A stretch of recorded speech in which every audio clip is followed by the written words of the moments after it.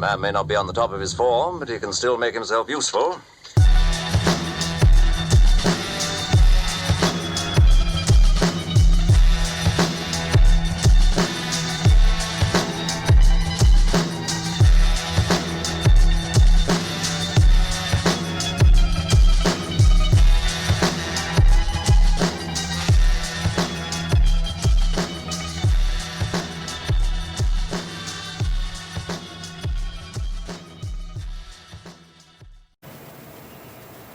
Welcome back to the By Design podcast. I'm your host, Ronnie Knuckles, and today I've got an awesome guest, Daniel Stanton with Helper Dumpster Rentals in Lafayette, Indiana. Made a little over 3-hour drive. Just a hair. Yep. A little over 3-hour drive yesterday to come down and be on the show kind of last second. We had a guest who had an emergency, had to back out, and Daniel came down. If you are in the dumpster rental world, you likely know Daniel. He has got a YouTube channel. He's recently become TikTok famous a little bit.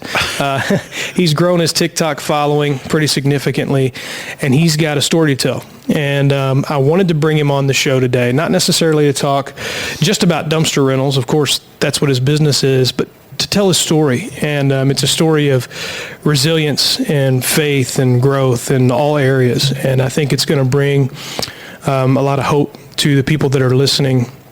And man, I'm excited to get into it. So without further ado, we'll start the conversation. I hope you guys enjoy. So, man, first of all, thanks for coming down. I know that was a bit of a drive. Absolutely. It worked out perfectly. Timing went well. And divine appointment, just making things happen. Yeah, so I'm grateful. Just so you guys know, I had text Daniel. We had a cancellation last second, and I was like, hey, dude, can you come down on Thursday and hop on the show? And he was like, yeah, I could probably do that. And then he was like, well, what about tomorrow? We've got some bad storms coming in. He's like, well, what about tomorrow? And I'm like, yeah, but we're going to have some tornado threats later in the day, so we'd have to do it early. And he's like, well, what if I just drive down right now, and then we'll just record first thing in the morning? And I was like, do it, dude. We got a pull-out couch and a TV. So anyway, Daniel made the trip. We're down to Kentucky yesterday, and we set everything up. So I want this to be, I want you to have an opportunity to tell your story, man. I mean, I know kind of the behind the scenes, but, I want to get to that. And so I kind of want to start at the beginning, man. So tell me about you. What was it like for you growing up? I know you're from Indiana, but paint the picture for me, man. Yeah. I've grown up and lived in Indiana my whole life. I grew up in a broken home at 9 years old. My parents divorced. Pretty ugly transition. Kind of really grows you up pretty quick. Going through that and picking up some bad habits, some not good responses from learning from your parents as they try to navigate that. I've got an older brother, 5 years older than me, and I was the annoying little brother who was always bugging him and harassing him. When he was trying to do the right thing, do his homework, do stuff, I was the annoying brother throwing pillows at him, chucking stuff into his room, slamming the door, run back to my room, slam my door, lock my door, hope he doesn't break the door down, and just pummel me. And it was... it was a good time. Have you seen that Instagram clip where it's like, when you have an older sibling and then the brother's just standing at the door and then he smacks all the stuff off the nightstand and farts and shuts the door and walks out? That's what you were doing? No, I was notorious. It was pretty rough. He let me live, and I'm grateful for it. But we had a good time growing up. It was we did sports and things. It was a good time for the most part, and we made it. So good. You're a football guy, I'm assuming. Yep. So I played football in middle school, 8th grade, and then all of high school. Then I also wrestled. After I would not want to wrestle you, bro. Well, it was something for a little bit there. 8th grade.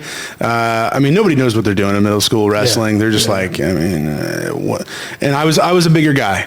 So I was it's kind of the circle. You get up to the weight class where you're just kind of a big circle, and whatever circle falls on the other one usually wins the match, and they just kind of lay on each other, and nobody knows what they're doing. So I got into high school, definitely getting into weightlifting freshman year, and going through that, and getting to know and learn some skills and get some real strength. And by the end of high school, I was in the 1,000-pound club,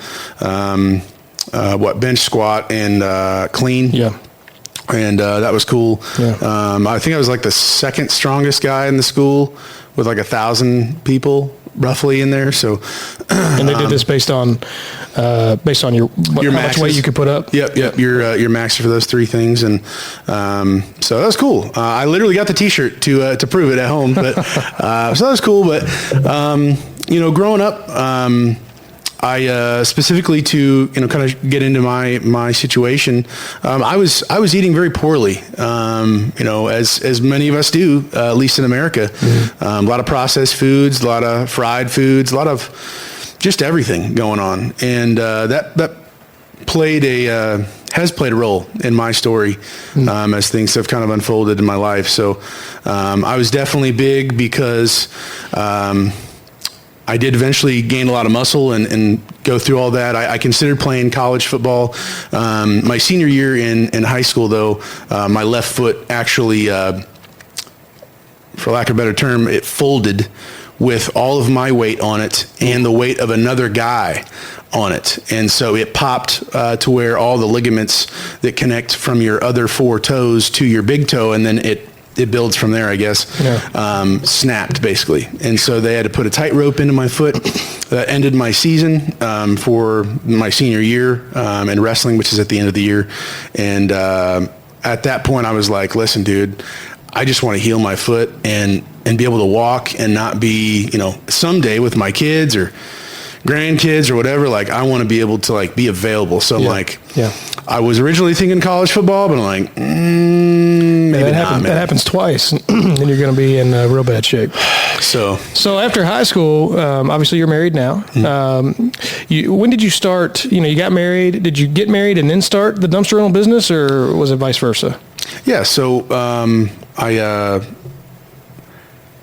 I actually considered doing the dumpster business 2 or 3 times before I officially started it.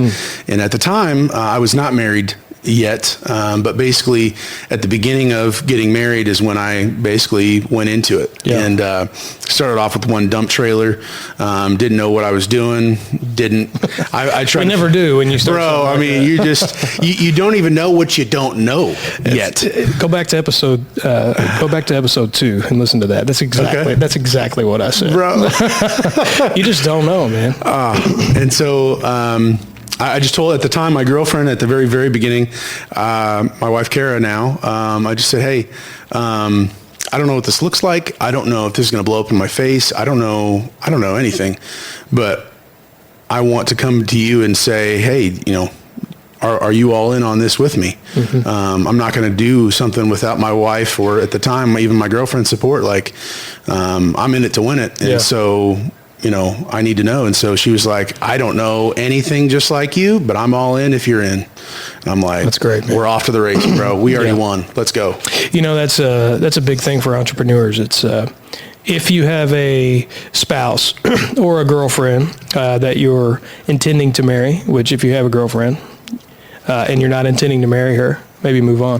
But anyway, that's another conversation.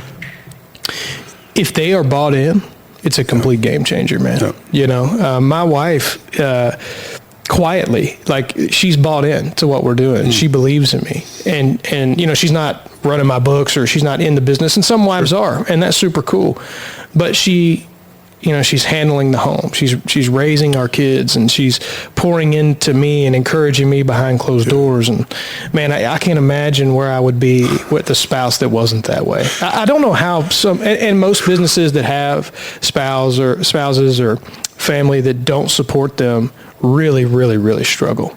And the ones that succeed typically have, if you're in a relationship, they have supportive spouses that are behind the scenes pouring into them. So that's a blessing, man. That's a blessing that your wife was willing to do that. Unbelievable. And I would say the same thing.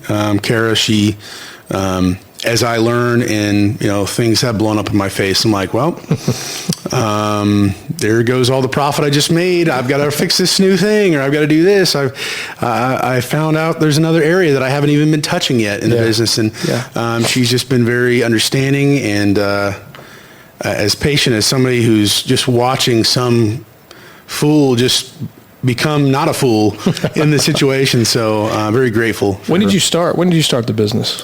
So it was late 2019. Okay. But it was a very slow trajectory at the beginning. Oh yeah, dude, that was right. COVID was just a few months after. Tough time. I was, I didn't, when I say I started that, I created the LLC. I didn't even have a dump trailer yet. I didn't have anything. I wasn't, so it took several actual months before I actually had a rental after that winter time. Mm-hmm. So, Yeah, that was a tough time. We had started Sergeant Junkin in 2018. Hit a lick in 2019, and I thought, okay, we're going in the right direction. And then, boom, COVID hit, and I'm like, all right, back to square one. Actually, probably worse off than square one. With we had a lot of obligations and stuff at that point. But anyway, well, hey, man, it's great that you got through. That's a powerful lesson in itself. Just to be able to, you start a business, but you have a vision, and it's strong enough to push you through several months of not having a rental, because what the goal is. And, we can get into this if you'd like, but it seems to me from the outside looking in that you guys are doing pretty good. You're sustainable. You're on a growth trajectory in spite of even the things you've been dealing with, which is going to be kind of the meat and potatoes of the show, I'm sure. But, I think that that's just a testament of a lot of people get in and they're like, they see these guys that are crushing, and they're like, well, that's going to be me. And then 6 months in, they've only had 2 or 3 rentals, and then they're like, this ain't going to work. And then they jump out, or they take out loans to pay for marketing, and then it just gets crazy. And then the guys that actually stay the course, keep bumping their heads and bleeding, and keep letting things blow up in their face and continue down the path. Those are the guys that eventually, I'm not saying they're all millionaires, but they break through. Sure. Yep. They break through and create a sustainable business. To that, a part of this journey that this mentality, and I wasn't intentional. It is how I operate in my life, across the board. Health-wise, business-wise, everything. And I think it maybe stems from back in the old days in high school with physical trouble, physical exercise and stuff, doing the sports and stuff that I've gone through. But with the slow startup, with the dumpster business, there was the thought in my mind, it never actually happened where I was like, man, is this going to work? That question, to be honest, I don't think I ever asked that. It was, when is this going to work? I'm going to find a way. I will win. It's just when. Right. It's going to happen. Yeah. Yeah. I mean, that's powerful. And I always, when we're talking with the guys and the team, it's like, I have a problem with people when they say, well, I'm going to try this and see if it works. I'm going to try it out, see if it works. And I'm like, why don't you just do it? Why don't you just assume that it's going to work and say, I'm going to do this, I'm going to try this. It's a small thing, when you hear it, but there's a very distinct difference between, well, I'm going to try to start a junk removal or a dumpster rental business and just see if it works out, than to go, I'm going to start a junk removal or a dumpster rental business and it's going to work out. Yeah. The mentality is a complete shift.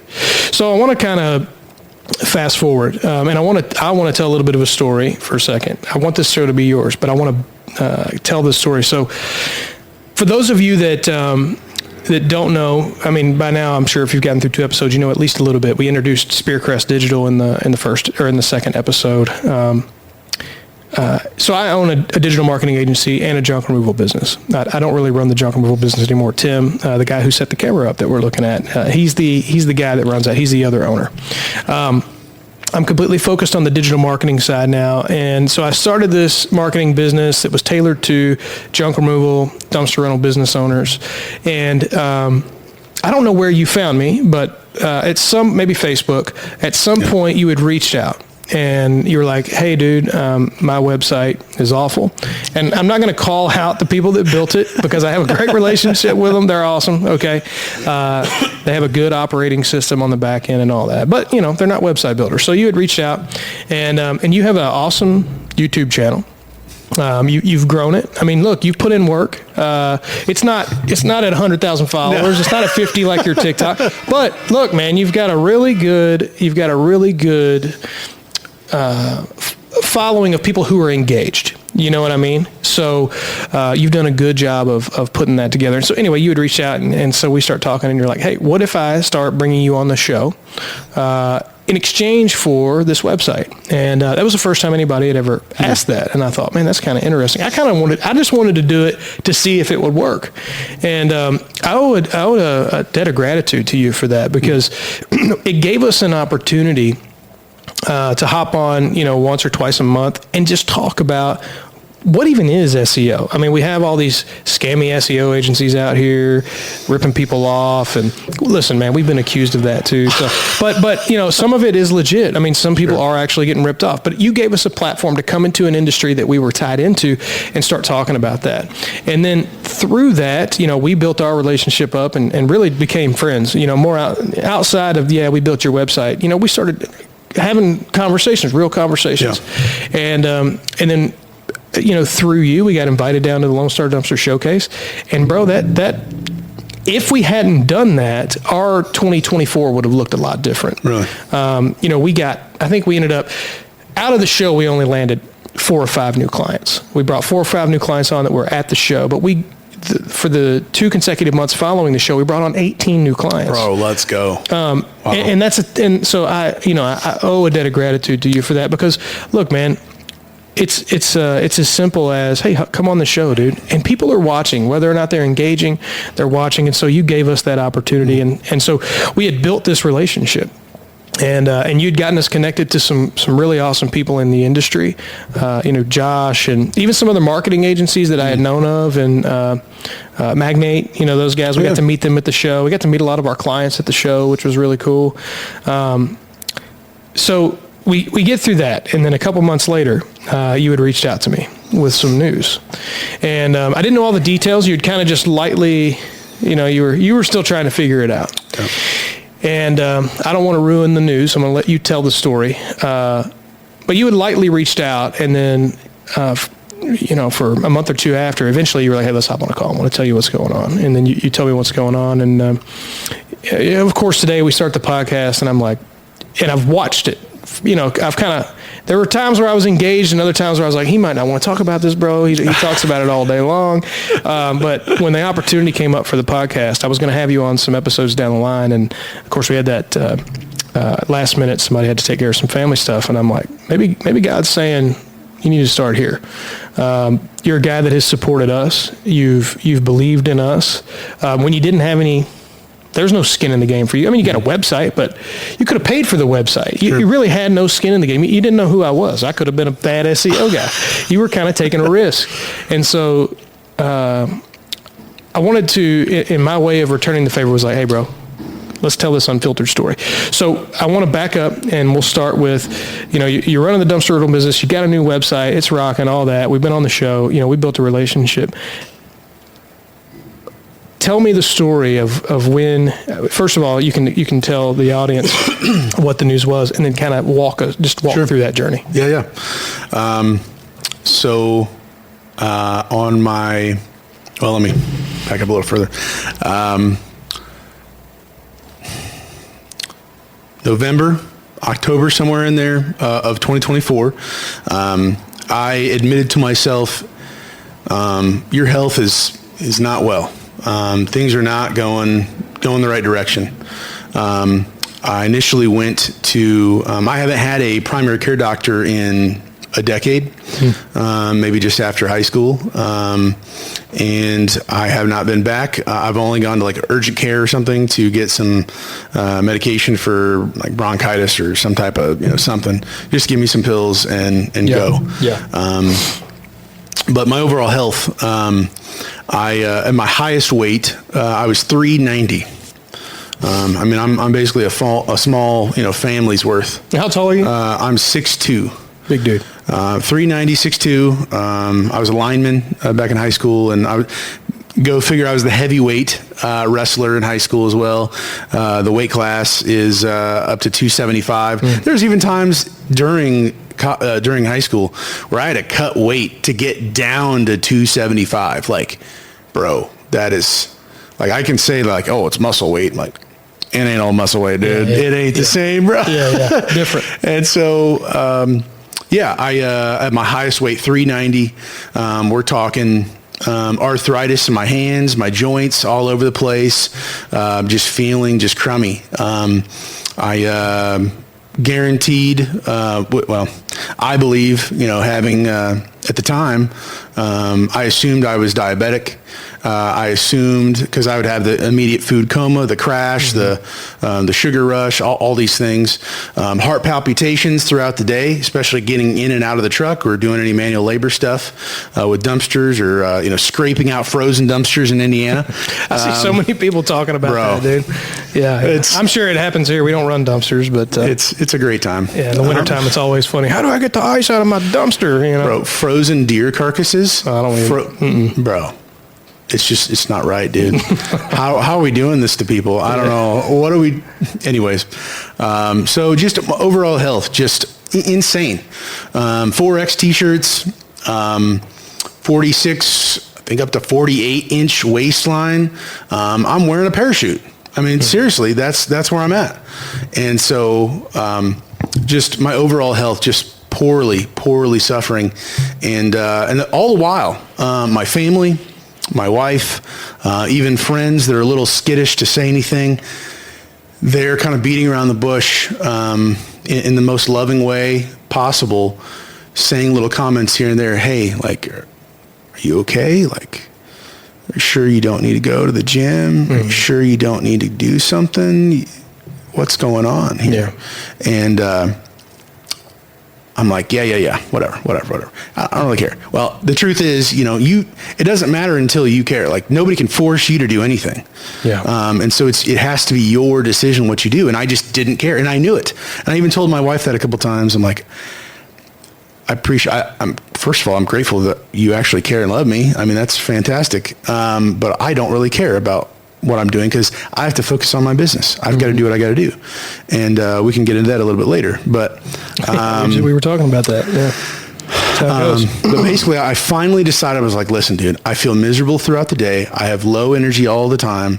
I'm not getting good rest. I'm not anything. And things are not going right. And so I went to my wife's primary care doctor, and for the first time, and I sat him, we sat down, and he's like, what can I do for you? I said, well, I need to lose weight, and I'm not trying to be dramatic. I wouldn't doubt it if I have cancer, if I have diabetes, if I have everything. And he gives me a little smirk like, okay, he's being dramatic. I'm like, no, I'm like serious. Like, I wouldn't doubt it if I have all that. Mm-hmm. And I'm accountable for what I have done or not done for my body and my health and everything else. And so this is accountability time. It's time to make things happen. And I will do whatever it takes to make things happen. So did a follow-up visit. And on that visit, I came in with a bump on my skin.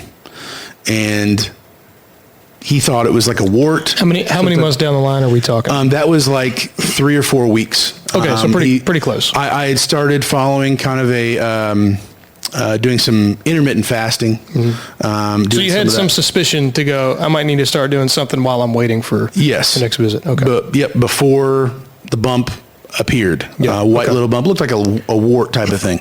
But I was like, what is this? Yeah. This shouldn't be here.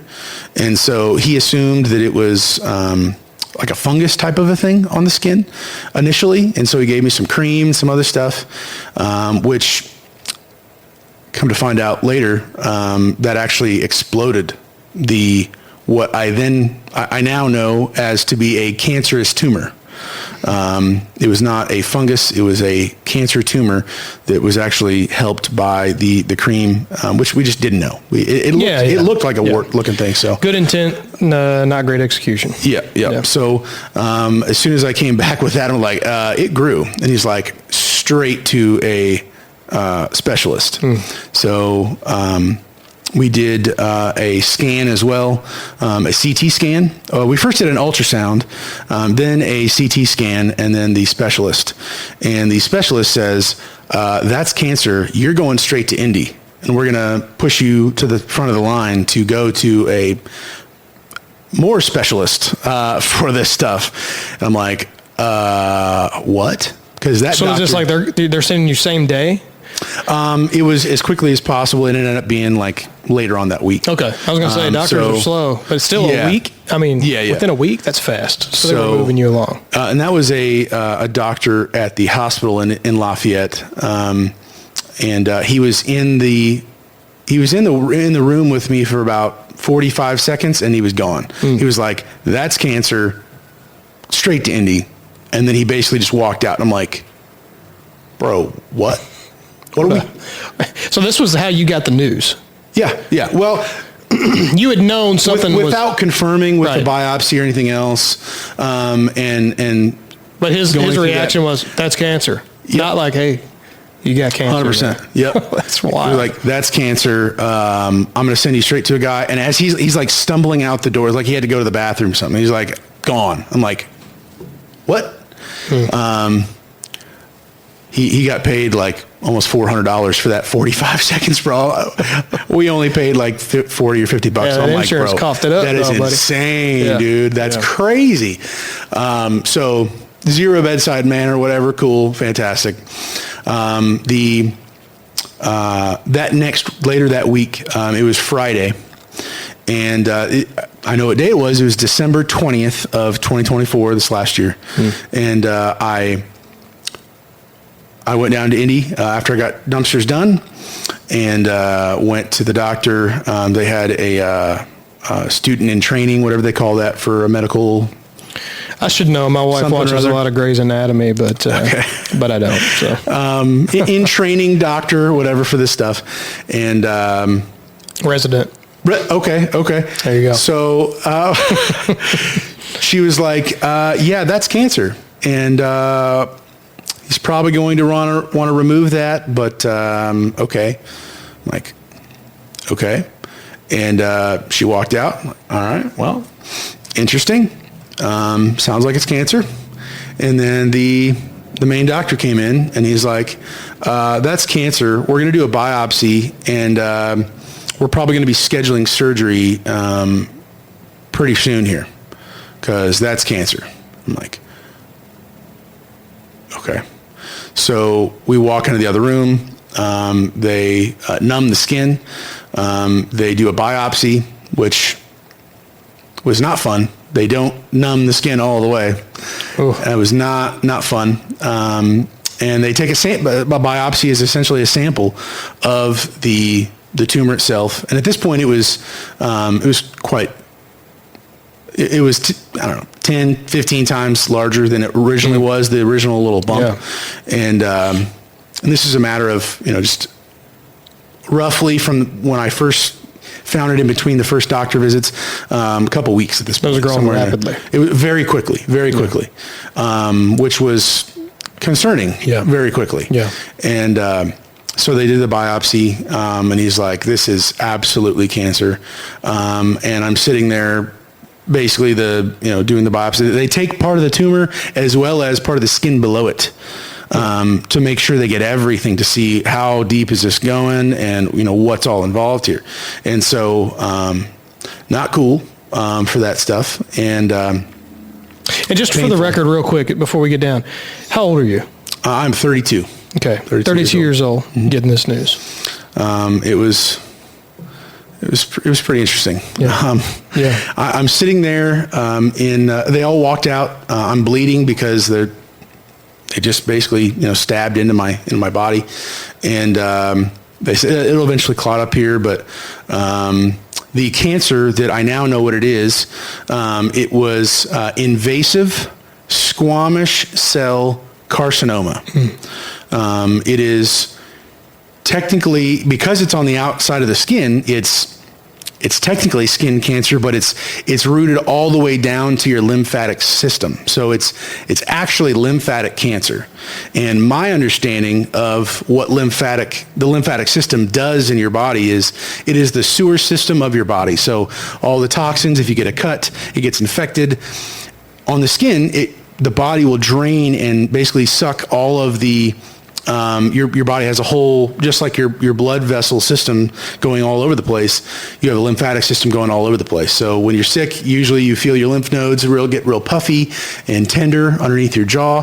It's the same thing everywhere in your body from head to toe. So that is essentially what I had, and it's the sewer system basically being backed up to the point where it can't properly drain and pump out the ways to get out of your body. Yeah, and this wasn't from the cancer. This was just from bad eating, poor diet, bad health. Well, or was it a mixture of both? So I asked, I don't know how many questions to that cancer doctor. And I was like, so when did I get this? How quickly when did this start? How did it get here? Like, I asked him a ton of questions. Yeah. And he had zero answers for me. He had nothing. He was like, yeah, we need to do surgery. We need to do surgery. That's all he kept saying. Like, bro, you're not answering anything. You don't know anything. All you know how to do is just slice and dice. Yeah. And frankly, that's not really an answer to me. And so now that I've gone through what I've gone through, and I'll kind of go into this. So I left that hospital with obviously a pretty heavy weight on my shoulders. It was deeply concerning. So this is just to clarify. He's told you it's cancer, and he said we're going to have a surgery very quickly. Yep. It's going to be a difficult surgery. Yep. And so at this point, you're in decision mode, right? You're in survival decision. You got to tell people. You're in a rough headspace right now. So he didn't really give me an option. I did ask, can we do chemo? Is there any other radiation stuff? Like anything else? No. This has to be. He's like, it would be pointless. I mean, we can do it and we can talk about it and get things going, scheduled, but it'll be after the surgery. Like, we're doing the surgery. And he was just telling me what I was about to endure. There was no question. I was just a guinea pig. I was just going to be dissected or whatever. So he tells me this. This was actually my 4-year anniversary with my wife. Our wedding anniversary, December 20th of 2020, was when we got married. And so I was down in Indy. This is in early afternoon that I got the news. I walk out to my truck.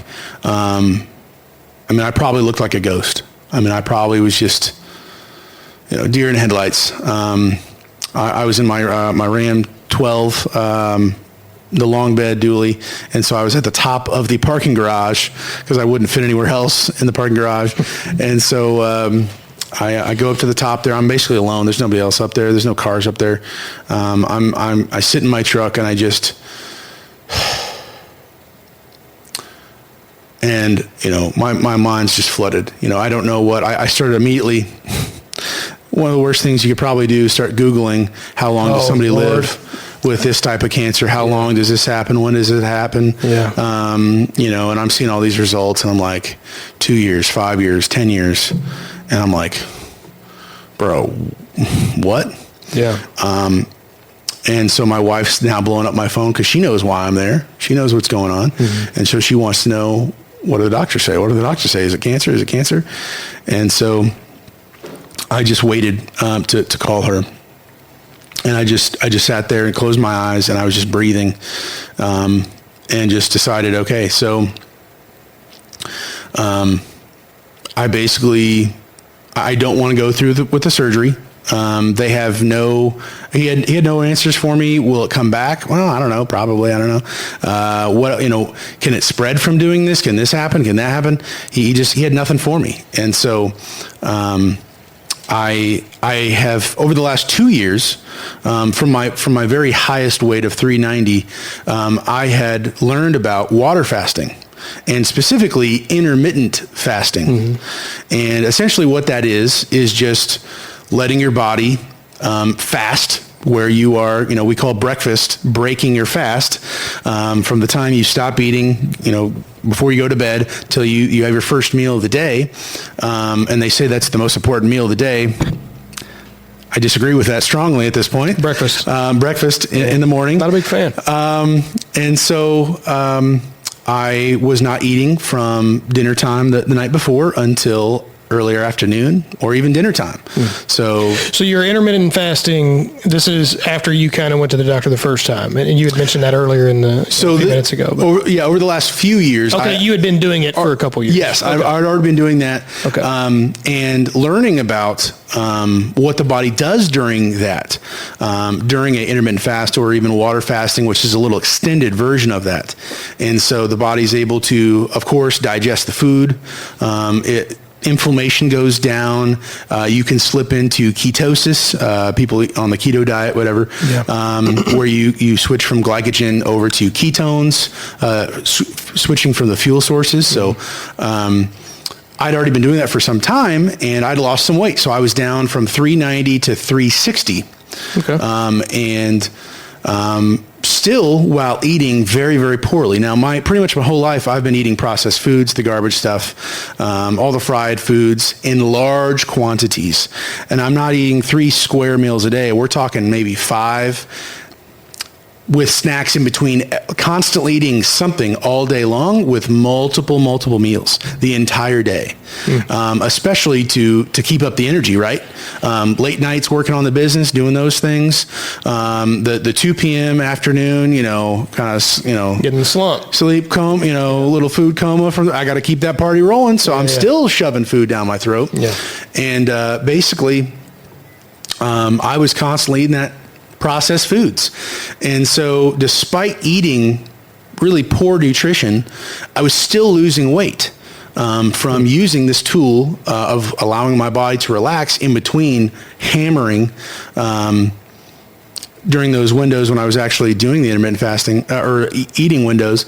I'm just gobbling it up. I'm gorging myself. Yeah. And so kind of abusing a tool that's a natural tool the body uses anyways. When we're sick, we naturally want to fast. We don't eat a lot of foods. We drink, soup. We have liquids. We have, broth or Sprite or something. And our bodies naturally are telling us we want to fast. And so anyway, so I was intentionally doing that, losing some weight, really abusing that tool. And I decided in my truck, on that rooftop, I guess, garage top, that I'm going to water fast, and that is going to be a little more aggressive or consistent than just the intermittent fasting. So I was already intermittent fasting that day. I was planning on smashing some Burger King on the way home from Indianapolis. Surprise. To then go to I think it was Longhorn Steakhouse. So we were going to celebrate. So I was going to have 2 slamming meals. I was about to have those ribs and the chicken and just tear it down. That Longhorn New York strip is on my brain right now. Bro, devastating. It's just devastating. So I was planning on eating probably 4,000 calories within 4 or 5 hours. The dinner meal before the real dinner meal. So, a little pregame. 100%. And my last meal before that was actually just before midnight. I had Cheetos. So, Cheetos was my last meal. Found out all this information, and I was like, okay, well, I'm not eating for the rest of the day. I don't know what my game plan is. I know intermittent fasting works, and I've lost weight doing it, but I'm going to go extended version of that because I know the person who I found, his name is Chris James from A Healthy Alternative, the YouTube channel. And I know he's talked about water fasting and the health benefits and recovering from diseases and different things. And so I'm like, wow, dude, I've got to make this happen. I didn't have a full game plan, but I was like, I'm at least going to do this temporarily. Yeah. I mean, so you were willing to get yourself started. Yep. And I think there's wisdom in that, man. I think that knowing you had to do something and knowing that you had a starting point and knowing that you weren't going to do a surgery that was permanent, Yep. you know, there was no, it was going to be something that lasted with you a lifetime. And so it's like, even in the chaos in the midst of that, I can't imagine the emotional pressure in that moment. You were able to go, all right, I don't know what all's going on right now, but I know at the very least I can go for a minute without eating. And that bought you some time to go in and then figure out, you know, what this, Chris James was, you were able to connect with him and he was able to kind of walk you through that. And not to get too far off the rails, I want to get back to this. I think there's something very spiritual about fasting. I think that the Bible, you and I both believe in the Bible, and it mentions fasting. Christ talks about fasting a lot. And in American Christianity, we don't talk about that too much. Nope. Now, I talked about this guy in the first episode, and I'll bring him up again, but Philip Anthony Mitchell at 2819 in Atlanta, probably my favorite pastor right now, he had a series on fasting, and he really preaches the truth of the Bible. But anyway, it is a way for us, now assuming that we're doing this without cancer, okay, we should be doing it biblically all the time. Now, the churches that you and I grew up in didn't really talk about that much, which we kind of talked about last night. But it is a way, I think, not only for you to die to your flesh, because your flesh wants food, man. It's a survival mechanism. Denying yourself. You're denying the flesh, but there's restoration physically in that. You know, your body is purging itself of toxins and there's so many other benefits that I'm going to let you explain since you're doing it. But, you know, even Jesus himself, as he was preparing to go to the cross, fasted for 40 days and was tempted by Satan, which is another interesting story. But there's something deeply spiritual and healthy with fasting, both intermittently and long term. So I just wanted to kind of caveat to that, because it's not like fasting, I think it's become more of like a trendy thing now, but it is something that the Bible's been talking about for thousands and thousands of years. It was part of world culture. It's still part of culture. Yep. I mean, you know, I'm not a Muslim. I'm a evangelical white Christian in America, but the one thing that I can respect about the Muslim faith is that they do take off a month to fast. And I think that not only as Christians, we should draw on that because our faith believes that, but as Americans and in our culture, man, there's this tool in the toolkit that's right there in our faces, and we just don't use it because it's a little painful for a couple days. You know, sorry, I didn't mean to get off the rails, but 100%. You know, I think that there is wisdom in your decision to go, I don't know what I'm doing yet, but I know I'm not going to eat food. I know that I am physically capable of not doing that. There's wisdom and there's courage in that. So anyway, we'll get back to that. So you make the decision not to eat, and then how's it look from there? So I did call my wife and let her know. They did say it is cancer. They need to do surgery, and it is going to be a very invasive, go figure, surgery that she asked me all the same questions that basically I asked the doctor, and I couldn't give her an answer because he never gave me an answer. Yeah. He didn't have a clue. Sort of respectfully at this point. But so she began to panic, and I said, honey, let me get home. All I can tell you is I'm not going to be eating. I'm going to be water fasting.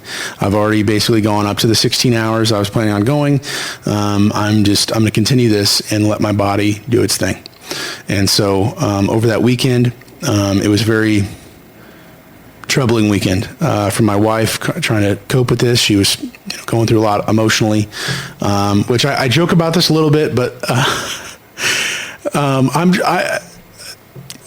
obviously it's a very serious situation, but I'm just grateful. My wife, she's like, she wants me to live. It's fantastic, bro. If I needed any proof, I've got it, so anyways, just being funny. silly about that. She wasn't just like, nah, that sucks. All right, well, let me know when you're out of here.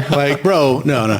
So she was, it was difficult. I'm the one going through it, but she's the one tore up. And, as as a man, my natural instinct is want to protect her and to comfort her and help her in that way. And it's just like I'm being like tore apart in two different directions. Like I'm the one suffering. I should be able to be in my head and my thoughts and just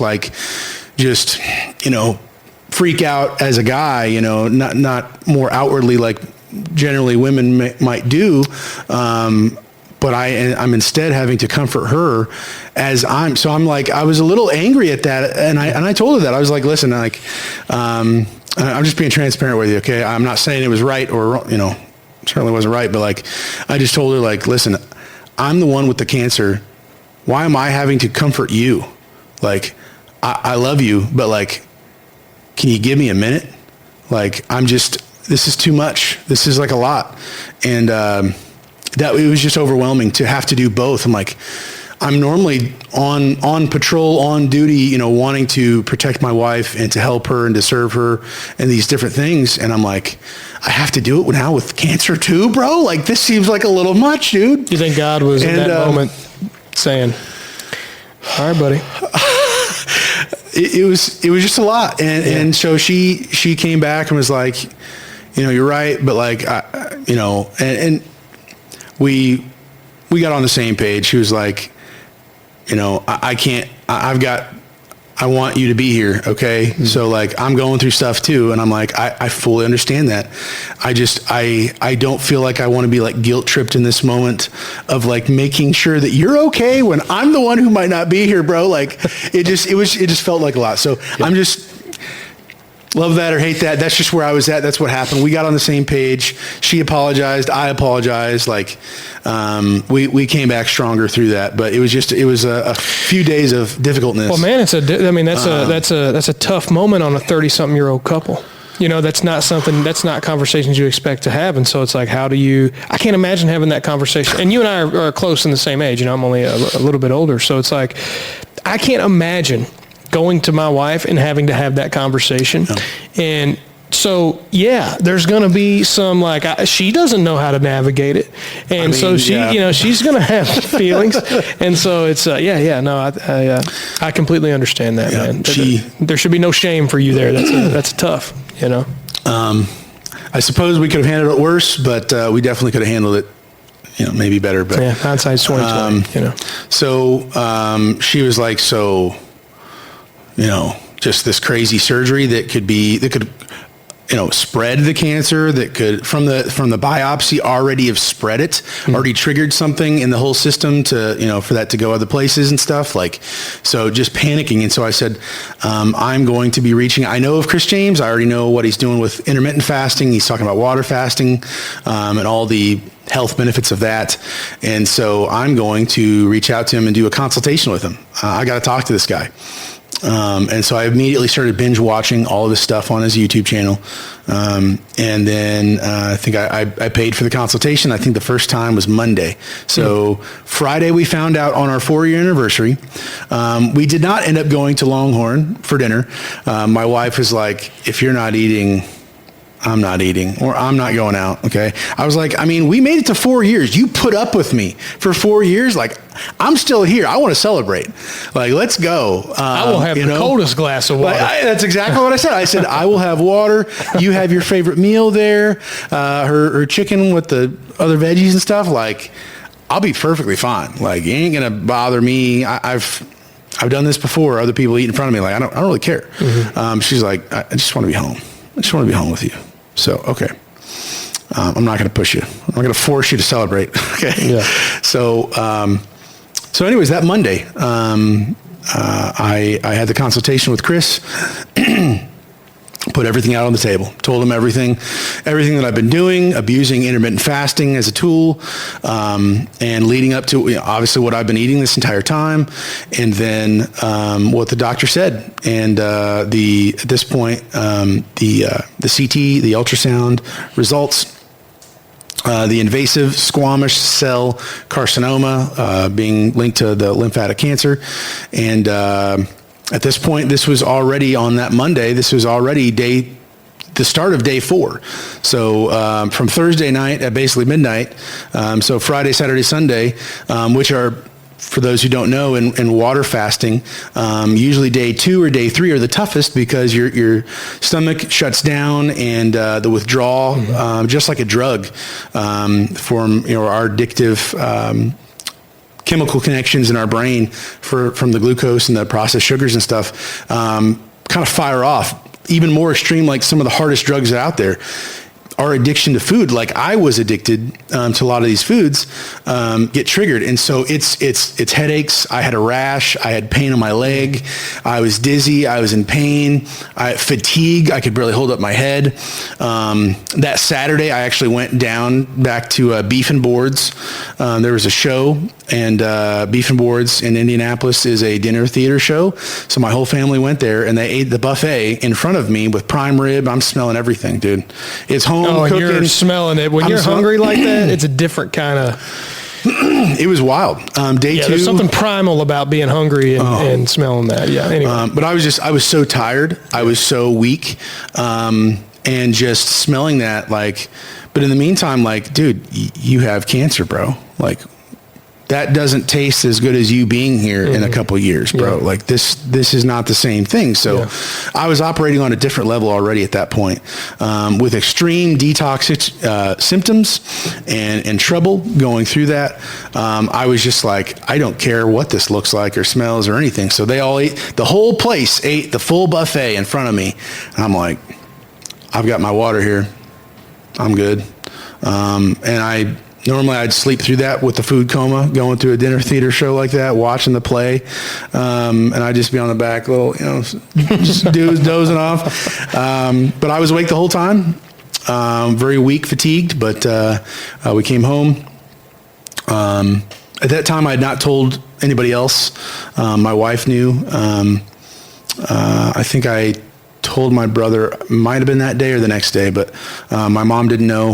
My stepdad and my grandma went, and they didn't know at that time. So anyways, that Monday finally. So they're there at the show. They're there. And they were late. And so they didn't see. I just took my wife's plate and I put it on mine. Okay. And so they didn't see. They didn't ask questions because normally I'm 3 plates deep and I'm stacking them in a little mountain. I'm just smashing. Yeah. I would have intermittent fasted just like then to then hit that food too. So no questions were asked. I was able to get away with it, and just drink my water and act like, oh, this is my wife's plate, but it's mine, Yeah. And so no weird questions or investigation into why is Daniel not eating. Yeah, no having to break the news at a dinner play. Oh, that's not what you want to do. So I'm pretty sure my mom would have been hysterical at that point. But that Monday, getting through the weekend, those first 3 days were the toughest. All those symptoms that came up, and really the detox, the addictive detox symptoms that I had from all these processed foods that I pretty much always ate. Now, it's not like I've never eaten a vegetable or fruit before. I would definitely eat that after having 2 pounds of other garbage that's, I mean, could sit on a shelf for 30,000 years, there's just no way. Yeah, it was kind of like a sweet treat. That's how you treated fruit. It was like a little bonus. I like the finger food veggie trays with the soaked in ranch. 100%, bro. Yeah. Baptized. Yeah. Full immersion. I don't really like the broccoli unless it's dipped completely into ranch. But anyway. So had the meeting with Chris on that Monday, getting through the weekend, and just told him everything. And he's like, okay, well. He basically set up a full game plan of different tools that I can use to help my detox symptoms, to help me feel more energy, to go through this a little less aggressive with what I'm dealing with, from phototherapy to castor oil to a number of different things to help my body begin to open up with basically my lymphatic cancer. Mm-hmm. My body needed to be able to open the door for things to come out. All the toxins that you're normally, it's passing through you and getting out of you, as kind of a cycle going through. I wasn't able to do that. And so to open those up, those pathways open, and to get stuff out is what I needed to happen. So, That's what happened. We started up with the game plan. I got everything that he suggested to do and started practicing those things. And I went 46 days with only water. I had no food for 46 days. I remember talking to you throughout that journey. Dude. Though.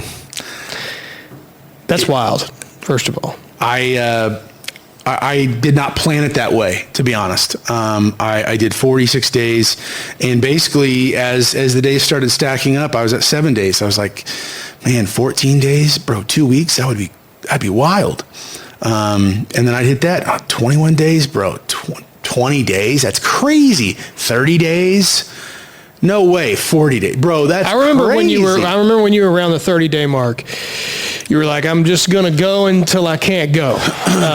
You were like, because I was like, well, where you at, dude? 30? That's a month. So like, are you good? You're not just like, I'm gonna try to text you one day and you're not gonna text me back, because I know you can go, a long time. And I was in our training in the Marine Corps. They're always like, "Hey, find water. Don't worry about food. You'll get food at some point." Mm-hmm. And so the human body's super resilient without food. So, but when you get to 30 days. I mean, look, man, I know Jesus went 40 days, but you ain't Jesus. So it's like, how are you gonna get? So anyway, around that 30-day mark, I remember you were texting me more often toward the end, getting closer to that 40-day mark. So I'm like, it's got to be getting wild. It's got to be getting wild internally in your brain. And so anyway, didn't mean to cut you off. Yeah. So with the water, just to be very specific, so I was having only water, but what I was doing was I was putting Celtic sea salt for electrolytes, small granule pieces. So let me ask you a question real quick. Yeah. How many were you putting in? How much water? How many pieces of Celtic sea salt? Because I got some when you were telling me about it. So I wasn't putting it in the water and dissolving it. Okay. What I was doing, and I have done since then, is putting those granule pieces underneath my tongue. And then lowering my tongue, letting it dissolve into my mouth. Yep.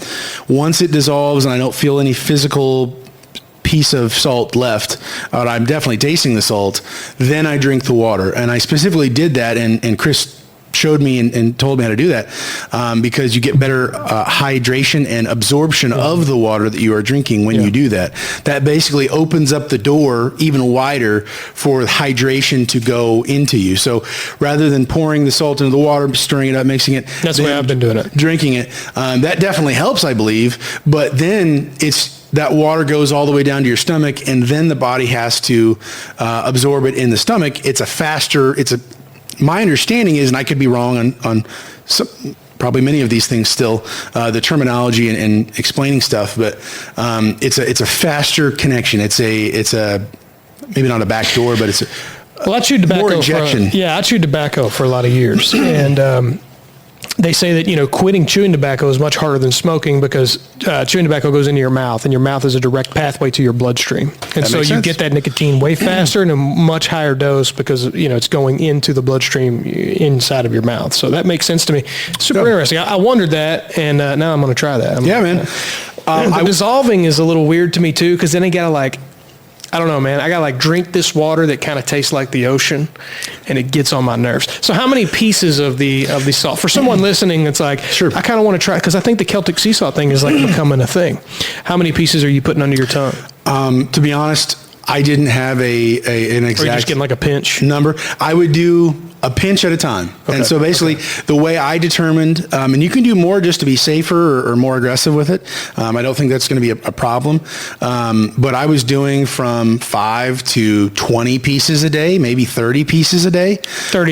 30 pinches or pieces, granules of salt? Larger pieces. Because I know that they come in big pieces. Yes, yeah. So it's the larger pieces. It's not like a rock or something, but it's not the table salt size, like little speck, grains of sand. We're talking larger. Bigger than Himalayan sea salt. I think so, the ones that I had gotten. Yeah, so that's basically what I would do underneath the tongue. And when the second I would put that in my mouth and I would just let my mouth just settle for a minute. Instant energy boost. It would pick me up. And it was, now that you're saying about the tobacco, that makes sense to me. Okay, because it was an instant hit. It was instant it's rush. right into your bloodstream. And so I was like, that's fantastic. So that was the cheat code. When if I wasn't paying attention, I would find myself I'm just tired. I'm just, one of those, boom, done. So that's why I was saying, like, as needed, I would take that. So, and eventually sometimes I would be like, okay, let's not let it get down that low. Yeah. Let's just keep riding high and keep this party rolling. So probably more than that would be a better recommendation than letting it do, but everybody's body's different. So it's kind of like, feel it out for yourself. Yeah. All right. So you get through the salt, you get through the fast, you go on 46 days. Walk me through. I remember you sent me a video of you breaking the fast, and I could see the emotion in eating food for the first time in 46 days. It was wild. Me and Tim watched it. Dude. I can imagine that tasted like gushers going off in your mouth. My gosh. But so walk me through the results. Like, what was it like, coming off of that 46-day fast, and what were the results? Yeah. So, I within the first 2 weeks, just actively seeing my body change as I'm going through the water fast. Within 2 weeks, I no longer had arthritis in my hands, my joints all over my body. My right knee going up the stairs in my house would pop or I would hurt. Within 2 weeks, all of that was gone. The inflammation was gone. My sleep apnea, I'm talking rocking the boat.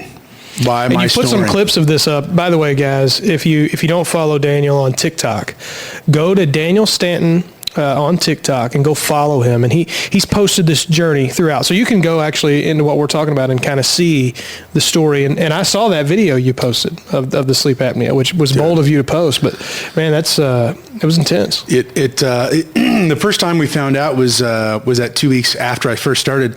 We went on a trip, and my wife was driving. I was sleeping, and normally she has to be able to, turn up the music loud or something, and because I'm just so loud, she can't hear over me.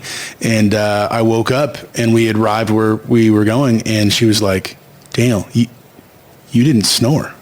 I was like, "Huh? What are you talking about?" And she's like, "You made no noise." I'm like, well, that's freaking awesome. It might have freaked her out. She was probably like, "Is this dude dead?" All right, well, and so you say that this entire time, either my sleeping up until this point was rocking the boat, waking her up 10 times a night because of my snoring, or by the morning time, my breathing is so weak and poor that she doesn't know if I'm breathing. She's not seeing my chest rise as I'm breathing in, because it would be so delayed in between those times. So that sleep apnea, it's you're making crazy noise, or it's just not rising and lowering at a normal person's level. So I went through seeing that change. The sleep apnea was gone. Arthritis is gone. That's when I had my second blood lab results taken. I got the results for that. That also showed that I was pre-diabetic. Like I said earlier, I believe, my A1C went from a 6.0 to a 5.2, no longer pre-diabetic, no longer at risk for heart disease, heart attack, stroke, all of those things within 2 weeks. My triglycerides were at 298, again, at risk for heart disease, heart attack, all those things. 298, clogging. At what level for anyone? I mean, of course, the doctor's going to explain most people to get blood work, but just from my own knowledge, at 298, you are no longer in, or? So 150 is where, 150 and above is where it's the danger zone. Okay. And the higher you go, the worse. I believe that's fat in your blood, which can clog, and you have a problem. Gotcha. You have a ending at risk for clotting or whatever. Yep. Okay. And so I was at 298. So basically double the top. Man. I went from 298 to 101. Wow. Well within the range. 2 weeks in? 2 weeks in. Wow. Or 15 days. Splitting hairs. But, and then basically everything else, the only other issues that I had on my on the chart specifically was my electrolytes, which was just my energy level and those things, which I already knew. Struggling to keep that up at a higher level was my biggest problem through that. So basically everything else in my body, I was having at the end of 46 days, scar tissue was repairing on my body. I can visibly see on my right arm. I've had a cut from the from my middle finger all the way down to my wrist, basically. Most of that is gone now. That's a minor thing, but that's kind of crazy. Scar tissue I've had for over a decade, healed. Joint pain, gone. Everything else that I know about, gone. My hand-eye coordination got better. I went bowling halfway through the fast, and I actually got two turkeys in a row. And I almost beat my buddy who's like, not professional, but like very, very good. Yeah. And I'm like, bro, like I'm not even trying. I'm just, my mind, my hands, everything is just well-tuned. It's dialed in. Yeah. And so I'm like, this is crazy results. And how much weight did you lose in this period? So at 46 days, I lost 82 pounds.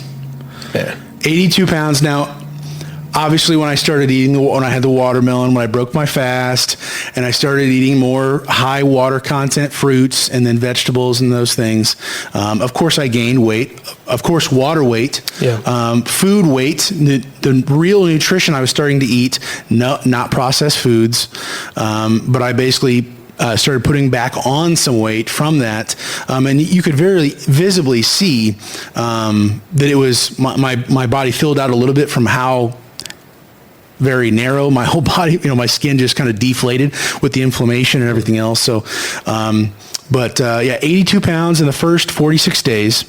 I ate for 10 days, nothing but fruits and vegetables for 10 days.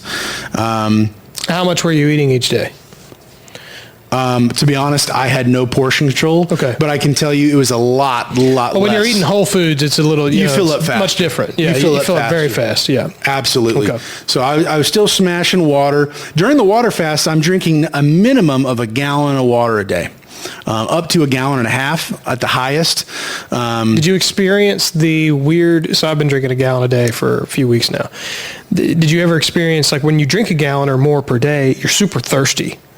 Or you're now, if you're taking Celtic salt, which is the reason that I've begun to take it, it definitely tapers it down. I've noticed that. But for a while I wasn't, and like I would drink a gallon and be like, I could drink another gallon, dude. I'm so thirsty. I don't know if you experienced that or not. But I've always thought that was weird. So my understanding is during a water fast, what happens is of course you're only putting in water, so your digestive system basically shuts down as much as it can. The H2O that we drink today is not the actual water that our body actively uses. H3O2 is what the body uses to hydrate all the different organs and parts of the body. So the body actually has to convert H2O into H3O and filters that, and everything that it can't filter within a certain amount of time, as you're continuing to drink and pour more on, into your stomach, that all that stuff is unused water. For the most part, there's probably some toxins in there you're peeing out and getting rid of, but for the most part, that is unused water because our bodies are so inefficient at filtering and using and actually putting that right into the pipeline. Gotcha. So your body filters and converts that into H3O2, but also the body is, as it's using, it's called autophagy. So your body is in ketosis. It is switching fuel sources from sugar over to fat, and the fat is broken up into the protein, the H2O, which it then uses that as well, already in the body. It's more of a direct plug and play to convert that into the higher quality water that can be used.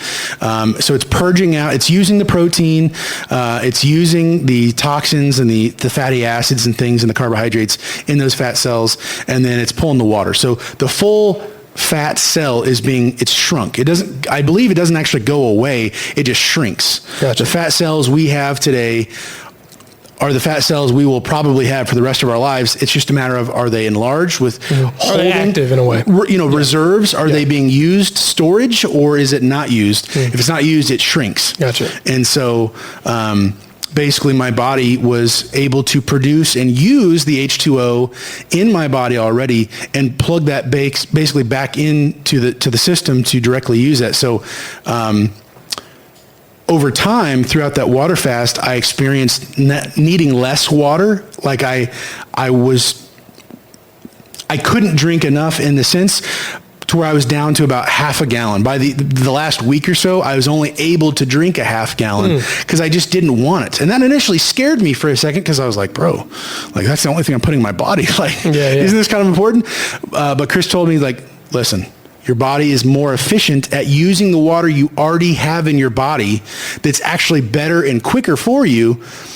It's using that. Don't be concerned. This is normal. Gotcha. Your body is more efficient than it was before because normally you just be peeing most of that out. So let me ask you this, and I know this is maybe I'll sound like an idiot for asking, but is there a water that you can drink that is already converted that can be directly absorbed by your body and its organs? Is there a version of water that from externally that has been created, or is it just that our body naturally has to convert this water over for it to be? You may not know the answer, but I don't know. It's interesting to me. So the closest thing that will help you, in my understanding, again, I'm some guy, all right? So the closest water that your body can readily use is distilled water.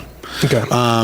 There's spring waters and different things with a lot of minerals and things. So I've always heard distilled water you shouldn't drink. The reason, my understanding is distilled water doesn't have all those things. The minerals. Stuff. Okay.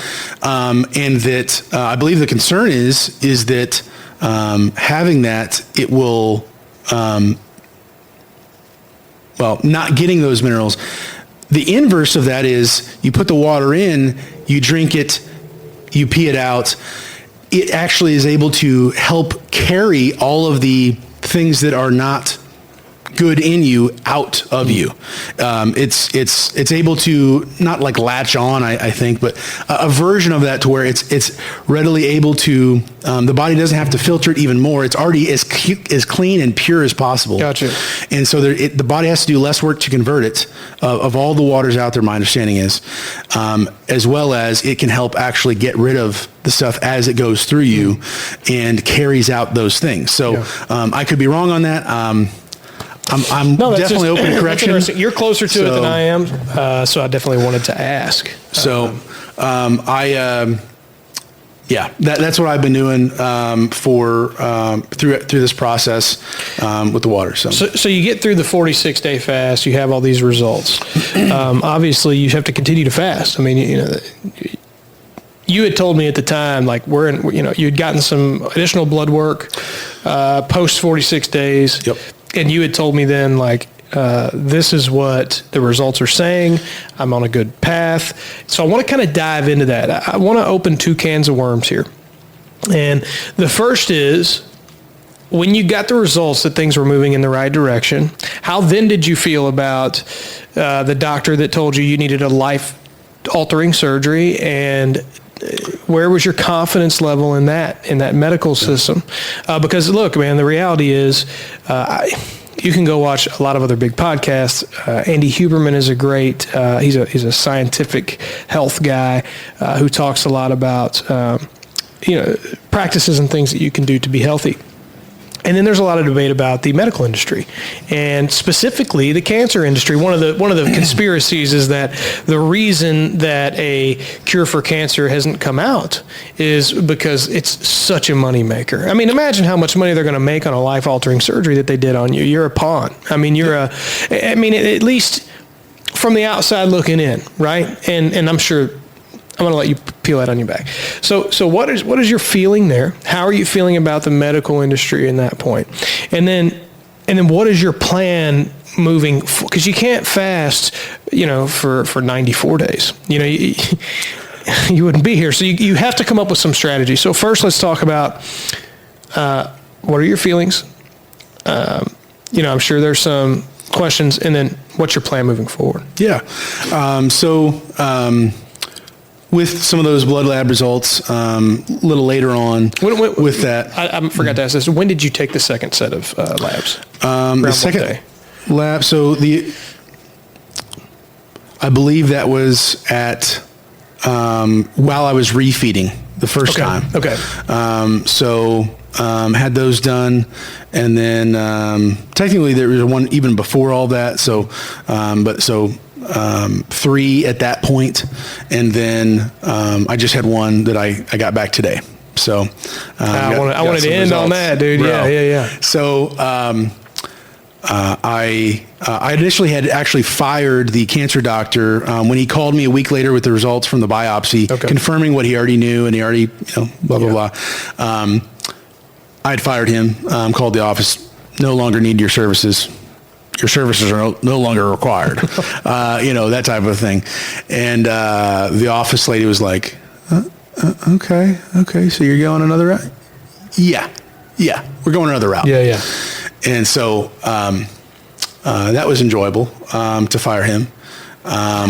And I won't go too far into this, but the bedside manner, the hospitality, you hear the word cancer, especially with like kids and like Riley Hospital, and all that. Yeah. You think, oh, we're here to support you. We're with you through this. We're going to fight with you. We're all this blah blah blah blah blah. Mm-hmm. No, zero.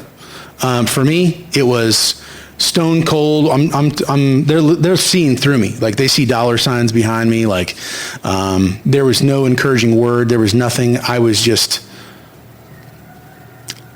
barely alive. I don't know. They were just treating me as they're out there saying like, you're going to do this or you're going to die. And we don't care either way. There was no encouraging smile. There was nothing at all. It was just stone cold faces. And it felt like the mood, everything was just, it was just ruthless. I mean, it was just savagery. Yeah. A mad scientist. I remember you communicating that to me when we had talked about it, and it was really fresh. It was like a day or two later. Yeah, I was not thrilled with their. They would not get a 5-star review if they asked me, and I'll probably leave a review at some point. So I fired that doctor. I went back to my primary care doctor and told him everything. He's like, okay, well. Like I can't treat this cancer, but I can help monitor it. But you would need to get a second opinion and go to another specialist first, or everything going on with that. So I'm like, okay, but yeah, I seeing the results after that first fast, and I've done another one, several of them since. At the end of that, I saw the physical cancer tumor.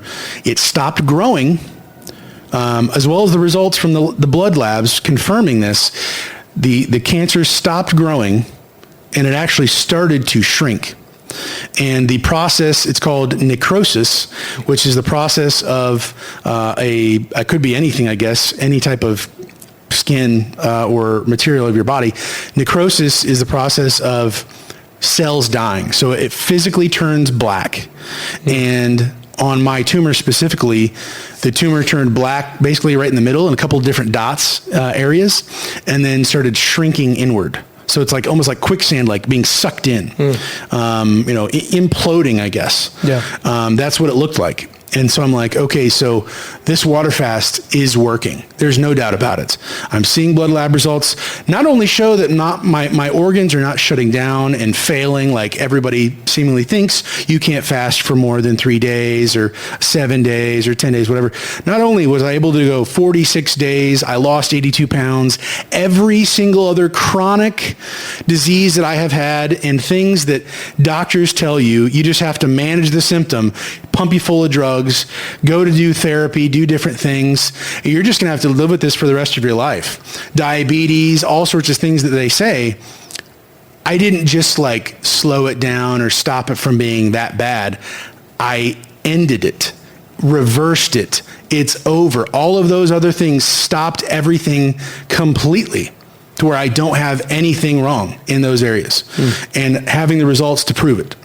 And then seeing the cancer tumor shrink and see the process of it starting to literally, it took 30 days for my right pelvis, it's in my pelvis area. It took 30 days for my right lymphatic node, just like up in your jaw, like that before. You have 2 nodes in your pelvis. My right one started to pumping and working. I remember you telling me. It never had worked before. I've never noticed it. Yeah. Soft, tender, and enlarged. And then it would shrink and enlarge. And literally pumping it through, pumping those dead cancer cells out of it. Like I started mentioning earlier, autophagy, breaking down, literally the body living off of itself, essentially. And the body specifically targeting, because we are created intelligently, not by accident. This is not some big, whoop-de-doo, it's amazing. It's a shocker.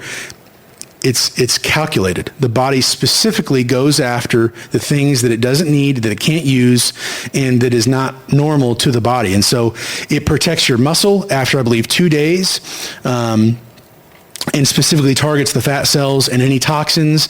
It repairs and it detoxes. So I had an incredible amount of detox stuff that I saw come out of me, from my skin to the bathroom to, just everything. It just comes out of you. The body pushes it out. It loosens it up, pushes it out, and then heals. Exactly.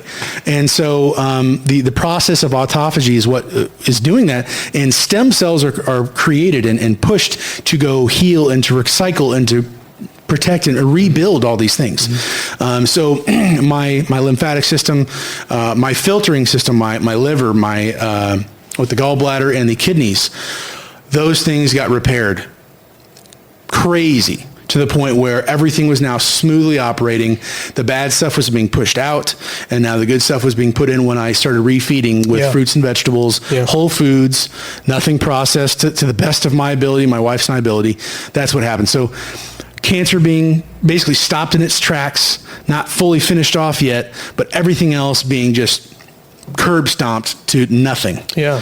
And so I ate for those 10 days and then went into a second water fast for 19 days. Okay. I had basically no detox symptoms going into that second water fast. It was completely different than the first one. Anytime you do a water fast or fasting in general, because your body is at hopefully a better state as you refeed with good stuff, your symptoms will look different. The body will target different areas. I wish the body would have just targeted the cancer tumor and left everything else, and then we can get to those smaller things. All the other stuff is what got you there. Exactly. Yeah. But the body needed to warm up and rev up to the point where it can knock out, take some hits and clean and filter stuff out to where it can deal with those deeper level problematic areas. So 19 days. I believe I lost 40 pounds after I gained 20 pounds back. I lost 82 in 46 days. I gained 20 pounds in 10 days. That is wild. 20 pounds in 10 days. I didn't eat 20 pounds worth of food. I can tell you. Your body's taking all that water and those nutrients. It's water. Yeah. Because I'm still not in a healthy state, the body the body uses inflammation to protect itself from problematic areas. So the body sucked up all that water as much as it could to fill me back up, because it was in a state of having less water. Sure. Going through it. So sucked up the water. I'm assuming used the water to go back to that inflammation as well. So I felt inflammation come back, but not as aggressive by any means as what it once was. Right. And then basically going into that second fast, losing 40 pounds in 20 days. Of course, the water weight, inflammation, but I'm still seeing vile stuff coming out of me, atrocious stuff. Your body's really getting waste down to the nitty gritty and pushing everything out. So you're down 100 pounds at this 100 point. 100 pounds. So your start weight again, you said it earlier, but what was it? I was at 390 before, and then I started the fast on December 20th, not knowing or intentionally at the beginning of the day at 360. Technically a little bit more, but we'll just round down to 360. And within 75 days from the original start date, I lost 100 pounds. 100 pounds in 75 days. And that includes 10 days of eating food again. Yeah. Is what I lost, and reversed basically everything else besides the cancer that was basically just stunted and stopped. Since then, I ate for roughly about 3 weeks. Fruits and veggies every day, as much as I wanted, really not hold myself back, to be honest. I gained from roughly 360. I went back up to, from 260, I went back up to 297, except it's a difference. And there's maybe folks out there who may be like, well, you gained the weight back, bro. What are you talking about? It's not the same weight. I'm not putting in the toxic foods. My belt buckle, I've lost, I've thrown out basically all my clothes.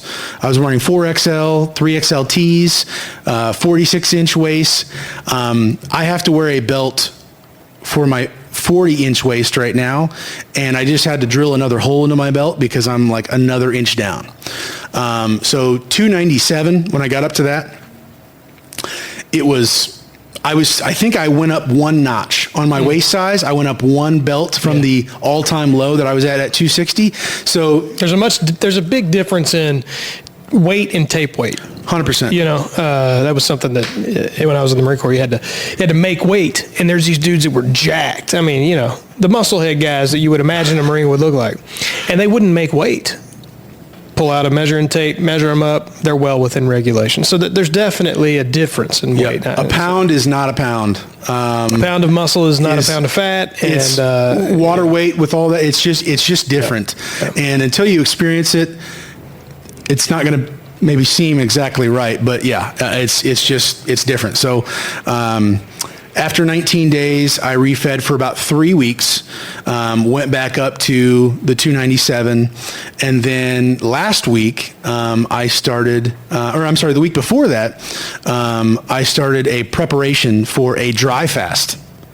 A dry fast sounds similar to what it may sound like. Dry fast is no food and no water. But in order to do that safely and to get the best results from it and to help your body now, you need to prepare for it. So I did a 7-day preparation where I weaned myself off of solid food all the way down to water and to juice. And eventually the last day, just green juice without as much sugar, having less of those fructose sugars in there. Natural sugars, not any processed. Yeah. So going from that 7-day period, I lost, I believe it was 19 pounds in a week. Still eating, for the most of the week, 5 days of that was still solid foods.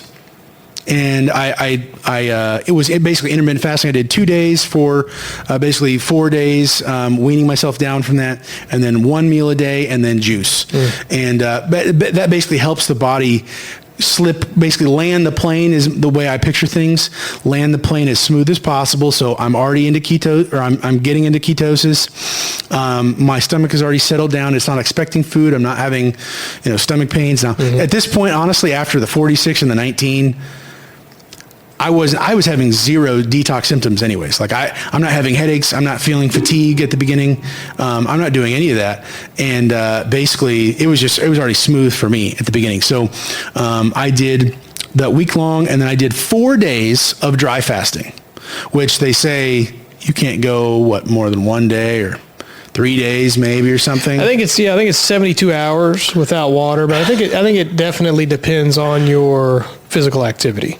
Sure. It's going to depend on what is your body using. Are you in a dry environment where you're evaporating water off of your skin? So I'm no expert, but I think 72. Sure. Okay, so maybe more, but not much. I would assume there's absolutely people out there with their health, and if they don't prepare the right way, or the environment, all of those factors, absolutely it could be maybe devastating. You could hurt yourself if you don't do it the right way. Right.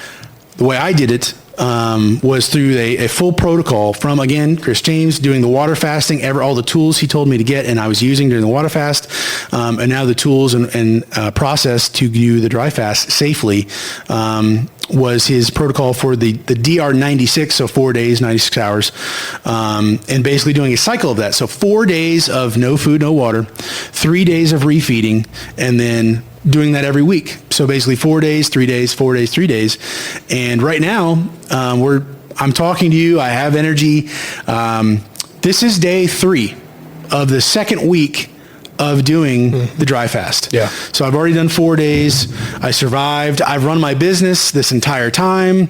I've run dumpsters. I'm taking calls. I was wondering how you were going to be feeling this morning. Yeah. And that, partially, just to be honest, just to be in preparation and to protect myself, I wanted to make sure that this was as early as possible. Like I said, let's go as quickly as we can, so that I do have enough energy and my mouth being wet. So I still have, I don't know if you can tell, I have moisture in my mouth. My mouth is not dry.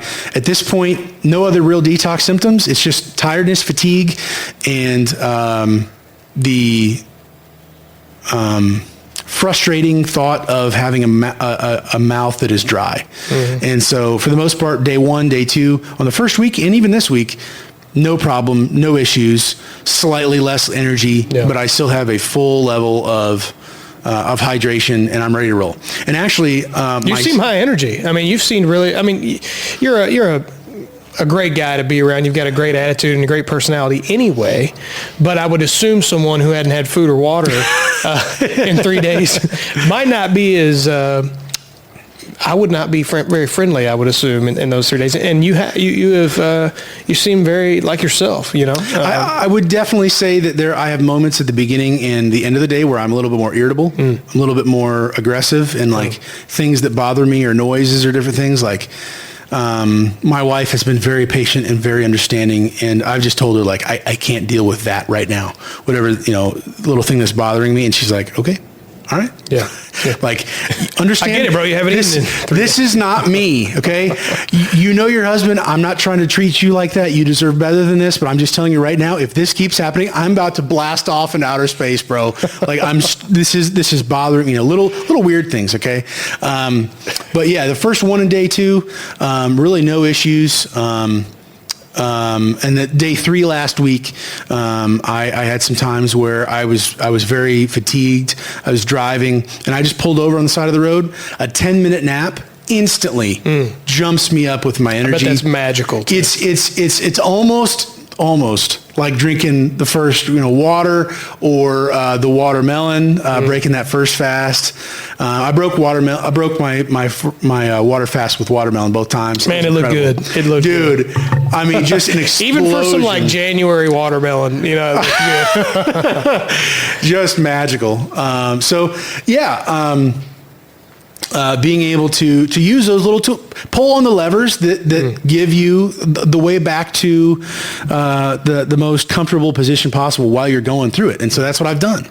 And so day 4, I was definitely feeling tired. I waited till midnight to drink my first water at the end of 4 days, 96 hours.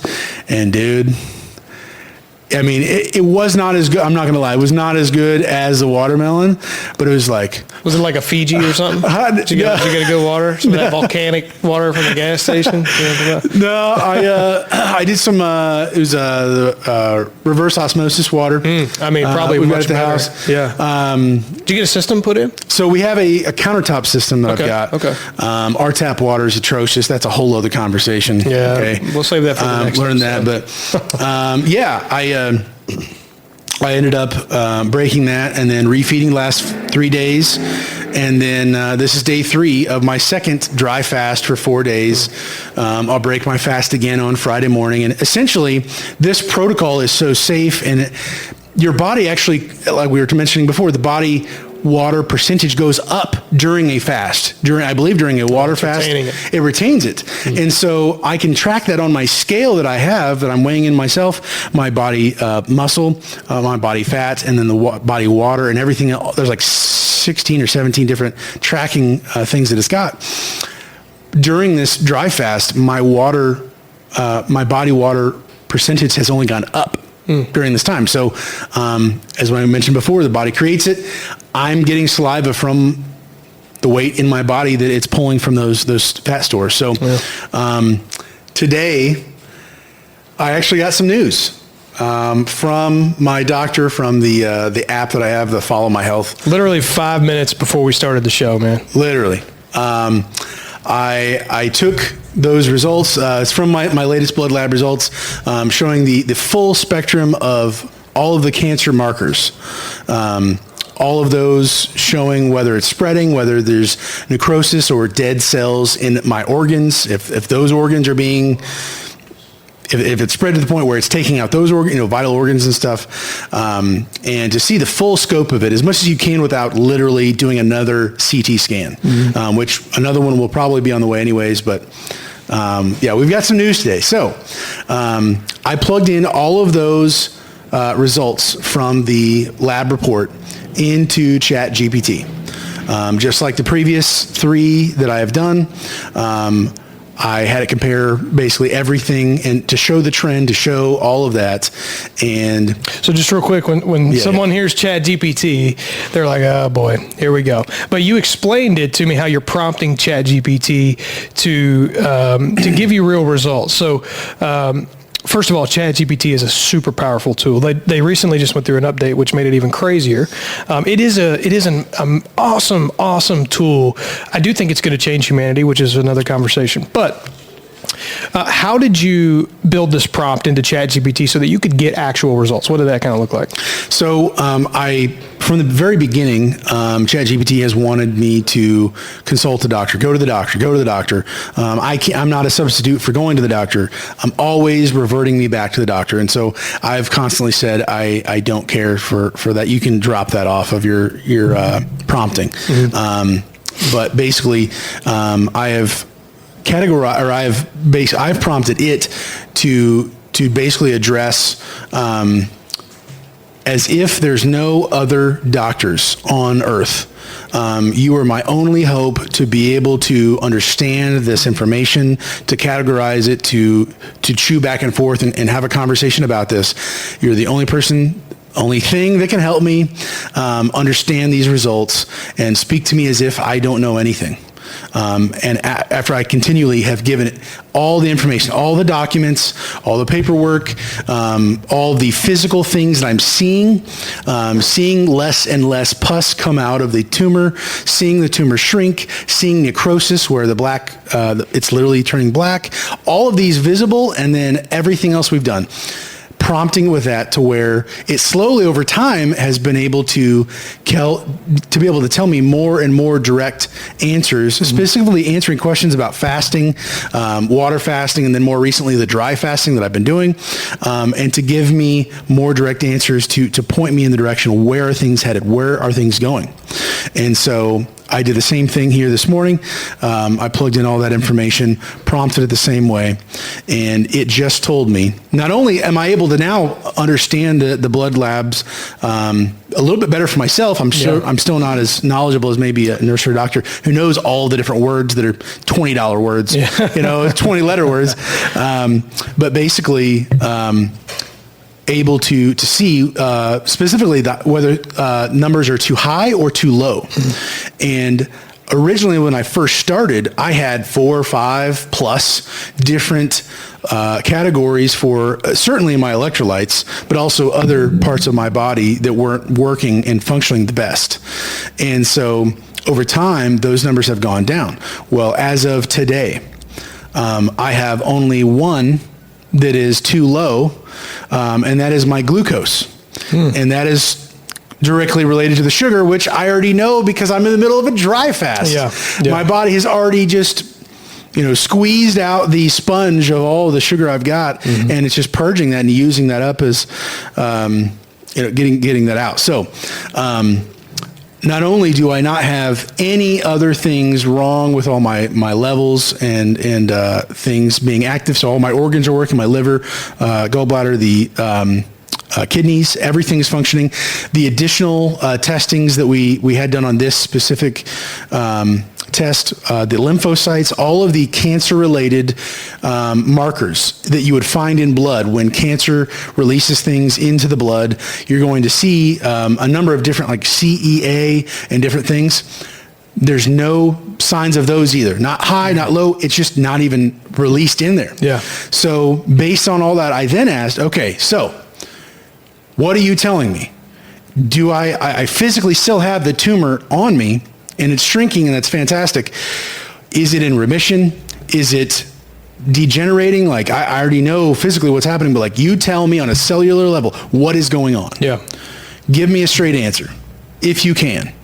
And it specifically said that I am in remission of the cancer. Dude. So, man, I don't even know what to say, bro. I'm about to shoot off like a rocket, blast into outer space. Specifically, directly, it is telling me I'm in remission. And not only that, as this continues to go, and as I've learned more about water fasting and the dry fasting, doing this type of thing doesn't just kill the cancer cells or just numb them or neutralize them or make them go idle like maybe chemo or like radiation stuff does.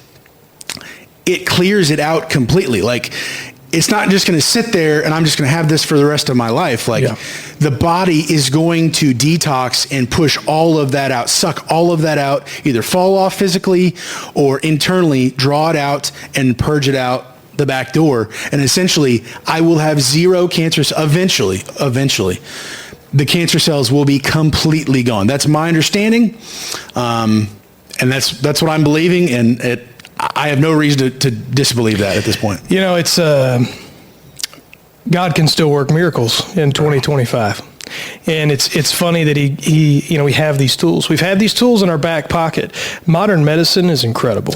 So I don't want to knock that. I think modern medicine has saved a lot of lives. Oh, yeah. I do think, especially in Western culture, that it has turned into a racket in some ways. And we talked about this earlier, so I don't want to rehash it, but specifically certain types of health issues are money grabs. We saw that with the opioid epidemic, which hit Kentucky extremely hard. I mean, I have very close family members, guys that work for Sergeant Junkett who were a part of that epidemic. Sure. And then the cancer epidemic. I feel like I never heard of cancer in young people growing up, right? Like, my grandmother had breast cancer, and cancer is always been around in humanity, but I feel like it just seems like the last 5 to 10 years, so many young people are getting cancer. It's a fear of mine, and it's like it goes back to our diet. And you can get really down, you can get real conspiratorial. Does it start with our diet, and then that gets us into the hospital so that we can pay for treatment or have to pay for life-altering surgeries, and then it's kind of just this hamster wheel of the only people profiting from it are the insurance companies and hospitals. And so we could go down that rabbit hole, and I'm okay with doing that if you want to. But before we do, I want to dive into you're a faithful man. You believe in Christ. We talked about that. We prayed before this podcast. In the beginning, we talked about that when you first told me about this. And I don't know, how do you tell a guy who just told you he's got cancer that everything's going to be okay, right? So like I didn't really know how to communicate that, but I knew that you had faith in Christ, and I knew that no matter what happened, you were at the very least going to have that foundation. But I really want to know from a faith standpoint, because I'm sure it's been an up and down crazy journey, but I want to hear it from you. What was it like from the time, what was your relationship like with Christ before? What was it like when you found out, and where are you at now? And just, look, don't give me the fluff, man. I want to hear the reality. What was it? Where are you? I've been on a challenging walk with Christ. This goes back pretty far, going through my childhood and different things, but to summarize, to get us up to at least more recently, I trusted Christ when I was 9 years old. I knew that I was not perfect. I knew God was. I trusted in Christ, what his perfect work on the cross did for me, bringing me freedom in him, the free gift of salvation. I couldn't buy, I couldn't earn, I couldn't do anything. And I trusted in him when I was 9 years old, and that's also when my parents divorced, and that was a whole roller coaster ride up and down, and that was very challenging. And my distrust of God with my day to day, even though I trusted him with my future, my home in heaven with him, and knowing what he did for me. And yet, just going through that whole process, I've had a roller coaster ride. I've gone into ministry. And seemingly I'm going in a different type of ministry, just living life with people, serving people, loving God and loving people. Simple, doesn't mean that's easy, but that's the task at hand. That's what he's got for me, and I want to love people well. And so going into this whole situation, I've been chewing and going through some growing pains, getting over some deep hurts I've had in churches, deep hurts in family and different things, just trying to grow, trying to not be a stumbling block to myself. And so this wave of cancer, you hear the cancer, and the word just strikes fear. And in this world, if you don't have hope, if you don't have some plan, some anything. Like you're numb with fear, and ultimately, it is easy outside of Christ, outside of the truth in life, whatever the truths that God has set up in this world, the foundations of the earth. Like it's very easily to be controlled by fear, and so with this cancer, when it happened, I absolutely have had, I don't know how many moments, not days, I would say at a time, but moments of fear, of devastating to my core, like, whoa, dude, like, I don't know if I can do this. Like, I really don't know if I can handle this. And at the same time, I've had moments of, the truth is, I'm bulletproof. I either go home to be with my Savior, who takes me out of this world, and peace out, bro. Like, this place is not it. This is not it. I'd rather be with him. At the same time, I have a wife. If he's okay with it, I'd love to have some kids and to serve. And I truthfully don't think my mission is done yet on this earth. He's got more for me here. And in the meantime, there's absolutely work to be done. And so for myself, the ability to disconnect from that fear, that I mean, just throat clenching, just fearful wave that hit me multiple times, and reground myself to, okay, I'm good if I go with him and I'm out of here. I would miss my wife and, different things or whatever, but like, I'm good either way. Yeah. Whatever he has for me, it's not my will, it's his. He's going to be glorified this either way we go, and I'm good with it. It's powerful. And so coming to that conclusion basically just kind of squashed all of those fears and those thoughts that would come up more regularly at the beginning. Yeah. And go, either way, I'm just going to win. I'm going to win no matter what. And so with that in mind, the fear really just kind of went away, and for the most part, and it's just like, I'm going to do it the natural way. I'm going to do it the healthy way. I'm not going to be nuked by these doctors. I'm not going to be mutilated and savagely destroyed physically. And ain't going to happen, dude. I'm not going to be a sucker. And no offense to anybody who has gone through cancer and gone through those things. Zero anything, but like, I'm not going to just be told and just be a little hamster. Yeah. You're just experimenting. You're practicing. I'm getting a little amped up right now, but like, the doctor had zero answers for me. No anything. And it was almost like they wanted me to be for, I don't know. There was no comforting, no anything for me. And it was like they wanted it to me. If you asked me, how would you create an environment where you would have the most fear? Walk into the cancer doctor's office right there in that hospital, downtown Indy. Go right there. That's exactly how I would want to model it after. So spiritually, my wife and I going through this, obviously seeing some crazy results, seeing the prediabetes, seeing my sleep apnea disappear, all of these crazy things within 2 weeks, bro. Like, bro, anybody could do 2 weeks. Prepare for it well. Like, all of these things just drop off. If I can neutralize and just knock those off like it's nothing. That was a huge, obviously, motivational boost, and seeing those things like, oh, we're cooking now, baby. Yeah. Oh yeah, we're about to roll. Seeing those things, seeing by sight, but living by the faith in the moments, going through this process, going into deep prayer, being transparent, like weeping on the floor in the bathroom. One of the things that I did, one of the tools I used was an enema to flush out. Breaking up any blockages going through, because believe it or not, there's still stuff in there, and it's the toxic stuff you got to break through. And so doing an enema. I'm so weak. I'm so tired. At the end of the day, I just did all my dumpster stuff for the whole day. I'm coming home, and I'm laying on my side doing an enema in the bathroom floor, trying not to lose everything on the floor and make it to the bathroom or to the toilet. and I'm so weak and I'm so tired, and I'm just like, Lord, I got nothing left tonight. I got nothing. You've got to get me through tonight. Yeah. I don't know about tomorrow, but I need you right now to step in and to make it happen, because I'm about to break.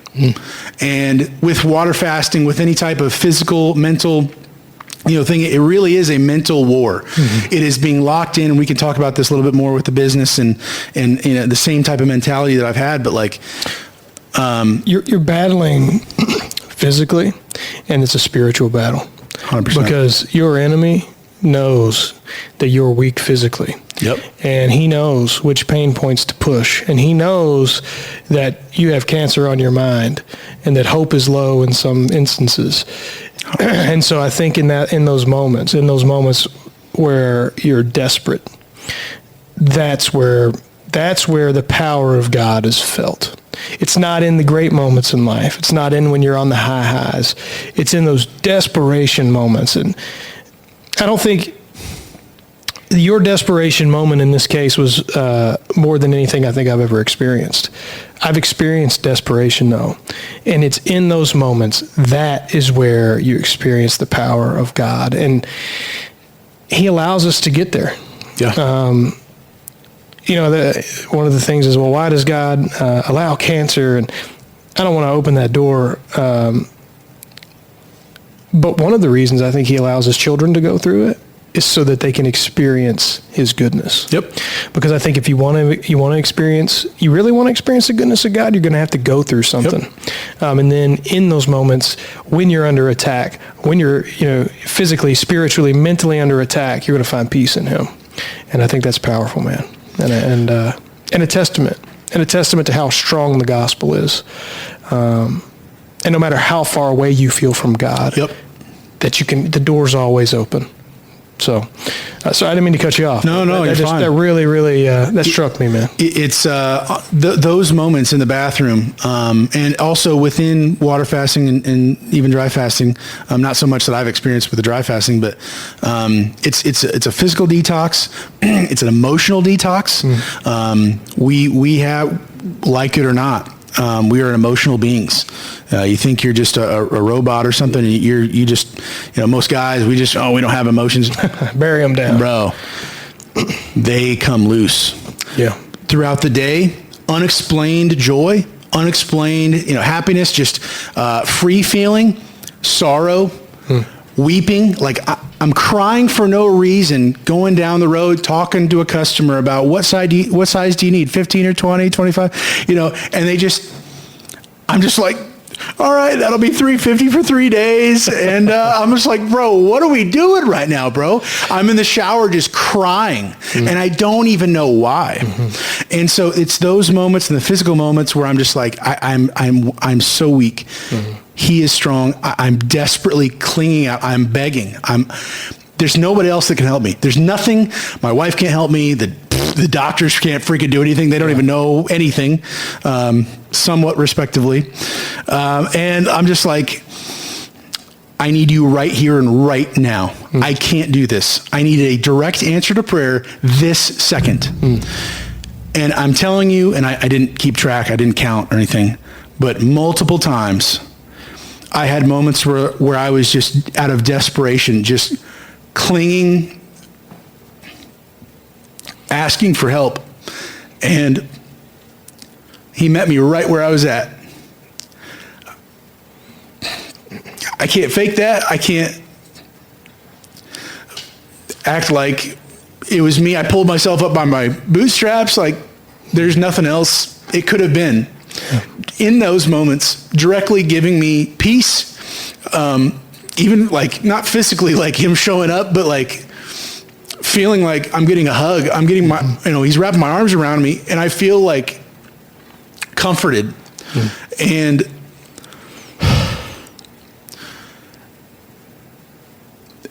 with the energy and comforting and just all of that together, he met my exact need exactly when I needed it.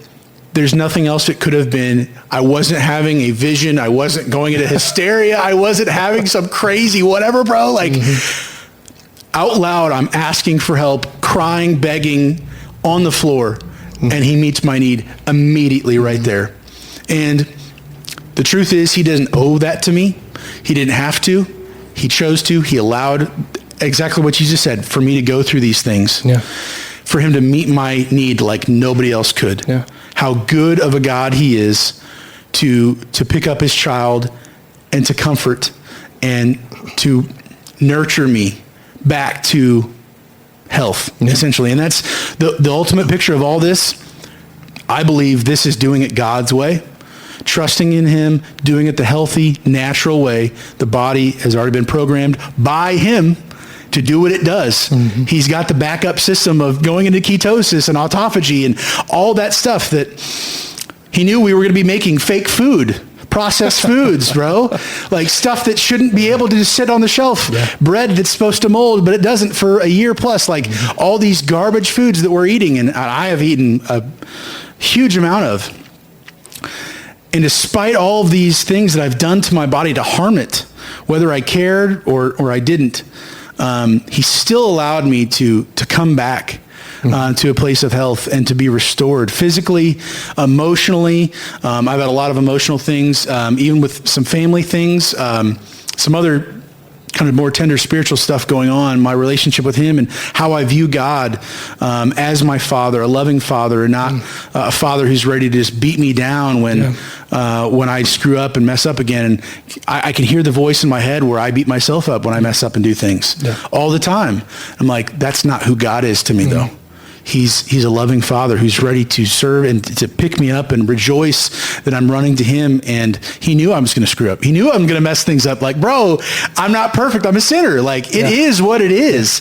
And despite all of that, he came to not just save me from myself at the point of salvation, but to save me daily on a moment-by-moment basis. And I can be made right with him at salvation, but to have a growing, fruitful relationship with him day by day as I grow my relationship with him, just like I would anybody else here on earth. And what a story of hope. You know, we had alluded to this earlier, and you mentioned it as well, but, you know, he allows you to go through these things, but meeting you in the moment, meeting you in that moment of desperation, there's nothing else on earth that can do that. You know, like, well, God's not real. You just feel that way because you're scared.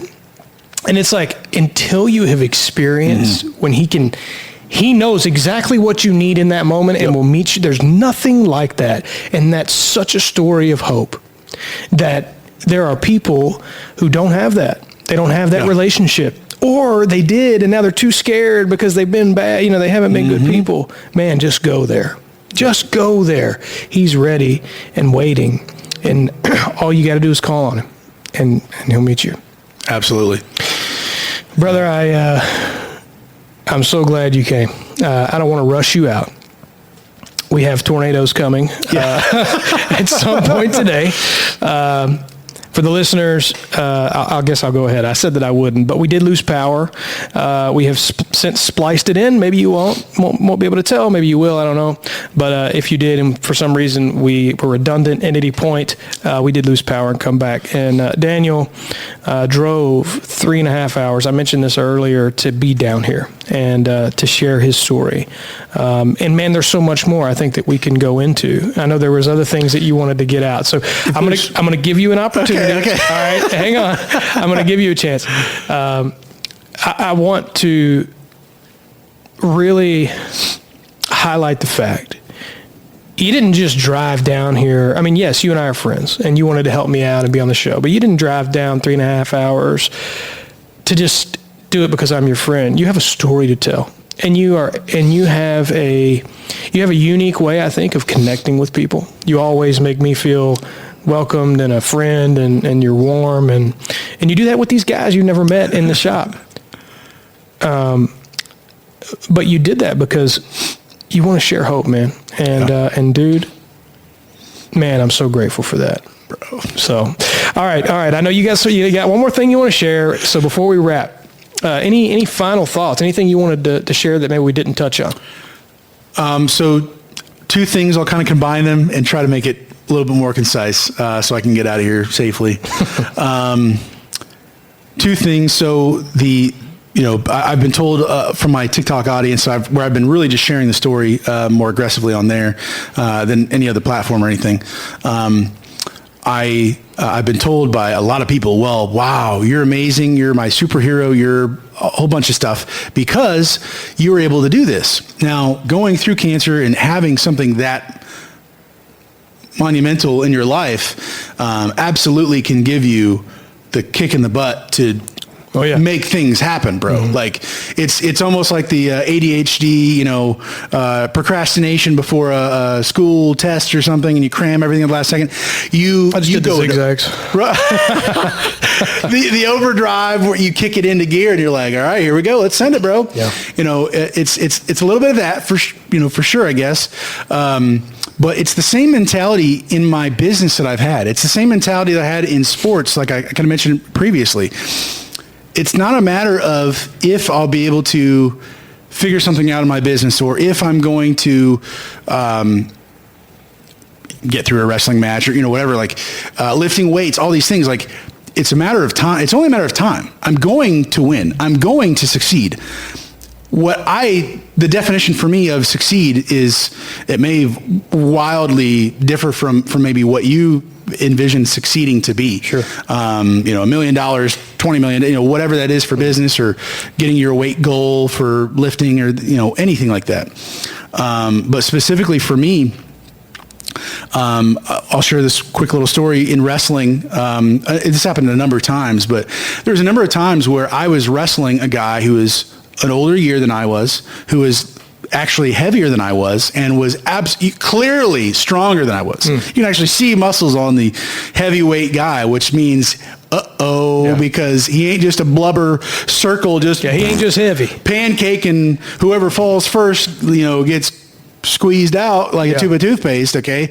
I've wrestled stronger, older guys, which means I was weaker and younger and all these things.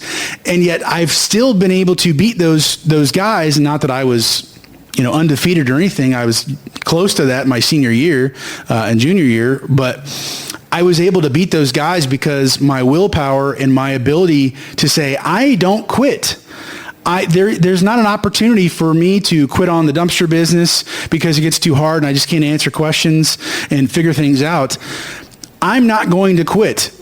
That may look different for different people, but the ability to persevere, I'm not going to be stopped. I'm going to go the full distance. I may still lose, but I'm going to give him the run for his life, bro. Yeah, well, it's either I'm gonna win or lose, and if I lose, I better be dead, kind of thing. 100%. It's the savagery, attacking mentality. That's how I kind of visualize and picture those things with this cancer, with business. I not all the time, but I picture myself on the wrestling mat, third round, and I'm down by a couple points. I got to get up, get out, and take him down.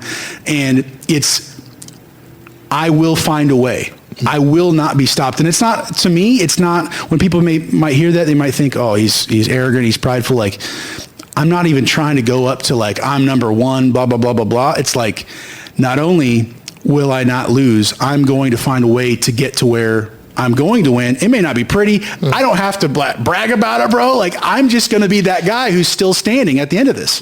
And so with the cancer, with business, I would love to have grown my business much faster than I have. Cool. And for those who have, bro, I'm happy to cheer you on. I'm ready to hug you, bro. Like, let's freaking go. Buy more dumpsters, get more trucks. I'm still one-man operating right now. I've gotten some more dumpsters. I am scaling some things, but it's just a matter of time for me. And so that mentality, I will not be stopped in those things. And so with this cancer, as you kind of mentioned, it's either you or me. Yeah. If I'm speaking to the cancer, like, one of us is not going to be here.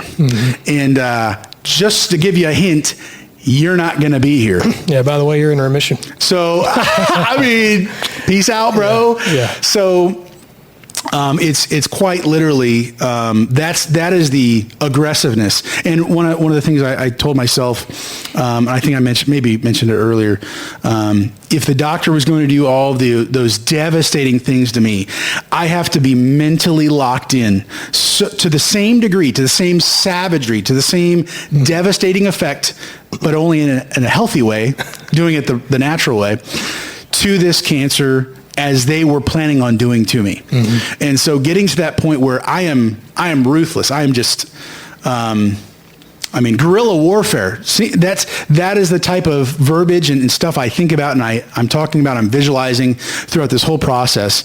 And it's not like I'm angry fighting against cancer. This is something that's definitely controversial that kind of goes into my other half of this. Cancer itself, my understanding, and I could be wrong, I don't think I am, but cancer itself is not actually technically, or I'll say a cancer tumor, is not actually a problem that is bad, which is like, what are you talking about? You lost me, okay? The body specifically, when it's overrun, when all of your organs and everything, your microbiome, your gut is overrun, your immune system's all there, all the processing to use all of the fuel sources that you're putting in your body to then disperse and to send it to the brain, to send it to everything else you got going on in your body. When you're putting in poison, when you're putting in the processed foods, when you're putting in, all the chemicals, the laundry list of chemicals they're putting in, like bread, that could be like 2 or 3 things. Yeah. That could be just like, could just be bread. What are we doing here? Like, but instead for the preservatives, all the chemicals, red 40, all the colors of the freaking rainbow that they're putting in, all these chemicals into our bodies that are absolutely not able to be used and to be processed properly by the body. All of those things are going to be disrupting everything. And so when the body can no longer put those things into the fat cells in the form of carbohydrates and the fatty acids and different things, a part of that, the body, in order to protect you from all of those not nutrients, not natural things in your body, the body puts all of those into a cluster basically and hides it away. And it'd be better for you to have a tumor inside or outside. For me, it chose the outside, which frankly, I'm grateful for, because I was able to see it. Otherwise, I might not have gotten tested. And you wouldn't know where you're at. And you wouldn't know where you're at right now. Exactly. Yeah. All of that. And so it's actually a mercy of God, frankly, in my opinion, that I was able to see it and quickly, dramatically adjust to it. But the body put all of that away and consolidated it into one cluster, one main tumor, so that it wouldn't be going everywhere in my body. Otherwise, because it's overrun. My immune system, my whole body has been just devastated for decades. How I've treated it, overate, but also eaten the wrong things. Yeah. And so all of those toxins, all those things, you're not able to actually process anyways. Yeah. The body said, instead of you being just devastated everywhere, cancer-ridden everywhere, and you die very quickly, I'm going to consolidate it and hold it in one place until that gets overrun, and then we'll see where we go from there. Yeah. So to me, even in that sense, the body specifically was protecting me despite how I have so poorly treated it. It was protecting me from dying even faster, potentially. So it was still working to a certain level, even though it wasn't really working to fight against and clear all that stuff out. It was like, this is the lesser of the evils at the moment, so we're just going to do this. So the reasons why the doctor couldn't answer me, where did it come from? Why? Okay, will it come back? Well, I don't know. It could come back. Maybe it spreads. I don't know. He gave me just, I don't know. That's not important. All we have to do now is just cut this thing off. Okay, well, that's not an answer to me. Yeah. That's not a good enough answer for me. The fact that you don't know anything else, and the first thought is just to slice and dice. I'm sorry. At this point, doctors and weathermen are the only people who can have basically no answers or have all wrong answers and still keep their freaking job. Are you kidding me, dude? A doctor has a lot less leeway. I mean, it's craziness. So, kind of leading me into, you can call it controversial, call it conspiracy, whatever at this point. To me, it's just painful truth that most of us are probably not ready for. And I've already had some people kind of aggressively come after me because they've had a loved one die from cancer, and they thought that the doctor did everything they possibly could. Maybe they were even nice and not an absolute jerk to them like my doctor was. Maybe even to a me. little easier if they are a jerk. Well, but anyway.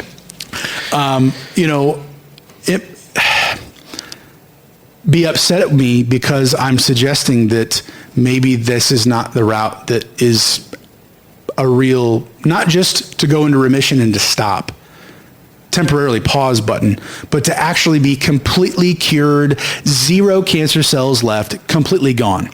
I'm not the only one. I'm not the only person who has attempted this. There are people who are on hospice, stage 4 cancers of all types. It's grown and spread from multiple places all over the body. Organs are starting to shut down and fail and all of these things.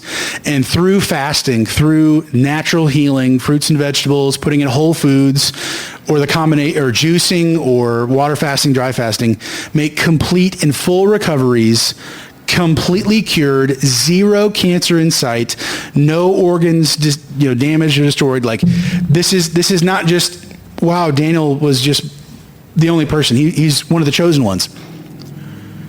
It's possible for all of us. We were created in the image of God. God's no fool. He's not messing around. Now, our bodies and spiritually we're deteriorating physically and all these things. Die at some point. Like it is what it is. Okay, like I'm ready to be in my spiritual body down the road. Okay, like I'll be cooking then. Okay, but in the meantime, we have doctors and a whole government from our government to the medical industry to the pharmaceutical industry, hospitals to the food industry. It's all connected.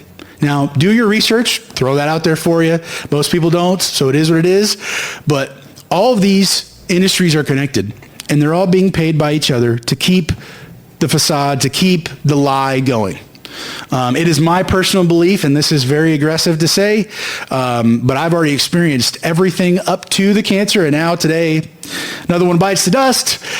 I no longer have active cancer cells going on in my body, and it's just a matter of time before everything's just cleaned out like the rest of what's already happened. Yeah. I believe that probably, if not all, the majority of chronic diseases, probably every type of cancer out there, is not only able to be stopped through water fasting, through natural healing, through proper nutrition, and not just stopping the garbage, put the good stuff in, stop the bad stuff from going out, going in, and then let your body heal. Let it cook. Let it literally cook the garbage out of you. Get it out. Wring you out like a sponge. I believe almost every cancer and every chronic disease out there can be fully reversed. Anything to do with inflammation, which has to do more with animal products at this point, from what I'm learning. I could be wrong. But specifically, the majority of it is the processed foods. Everything, in my opinion, just about can be reversed through this natural healing. It may not be tomorrow, and there may be somebody out there it's so far gone, their body is failing in multiple ways. They got some neurological order, that... I'm thinking out loud, when I'm thinking of Alzheimer's or dementia. And once that is on set, it may be hard to be reversed. However, it could be prevented through eating healthy, like living this way. So, and it could be, I have seen actual studies of where through fasting, it slows it down by 95%. Yep. It's, but never... You can't reverse it. However, you can buy yourself 15, 20 years through, proper fasting and stuff. Anyway, I know we can get off on the rabbit hole. Yeah. So, a few things to that.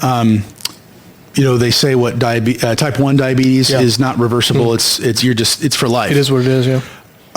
There's actually somebody in my comments, and maybe they were lying, but I don't think so. In one of my videos where I was talking about my A1C going from 6.0 being pre-diabetic down to 5.2. This guy, I believe, it was a legitimate profile, so it wasn't just like a ghost account. This person had said, I've had type 1 diabetes for quite a while, and I have been juicing, and I've been doing intermittent fasting for the last, like, I think almost up to a decade. And he is to the point now where he has zero symptoms of being diabetic. Wow. He is no longer taking his insulin. He's no longer doing any of that.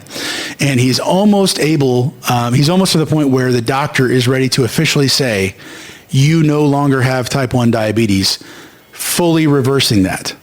Now, I don't know. That's just some guy on the internet, okay? It is what it is. It's on the internet. I don't know.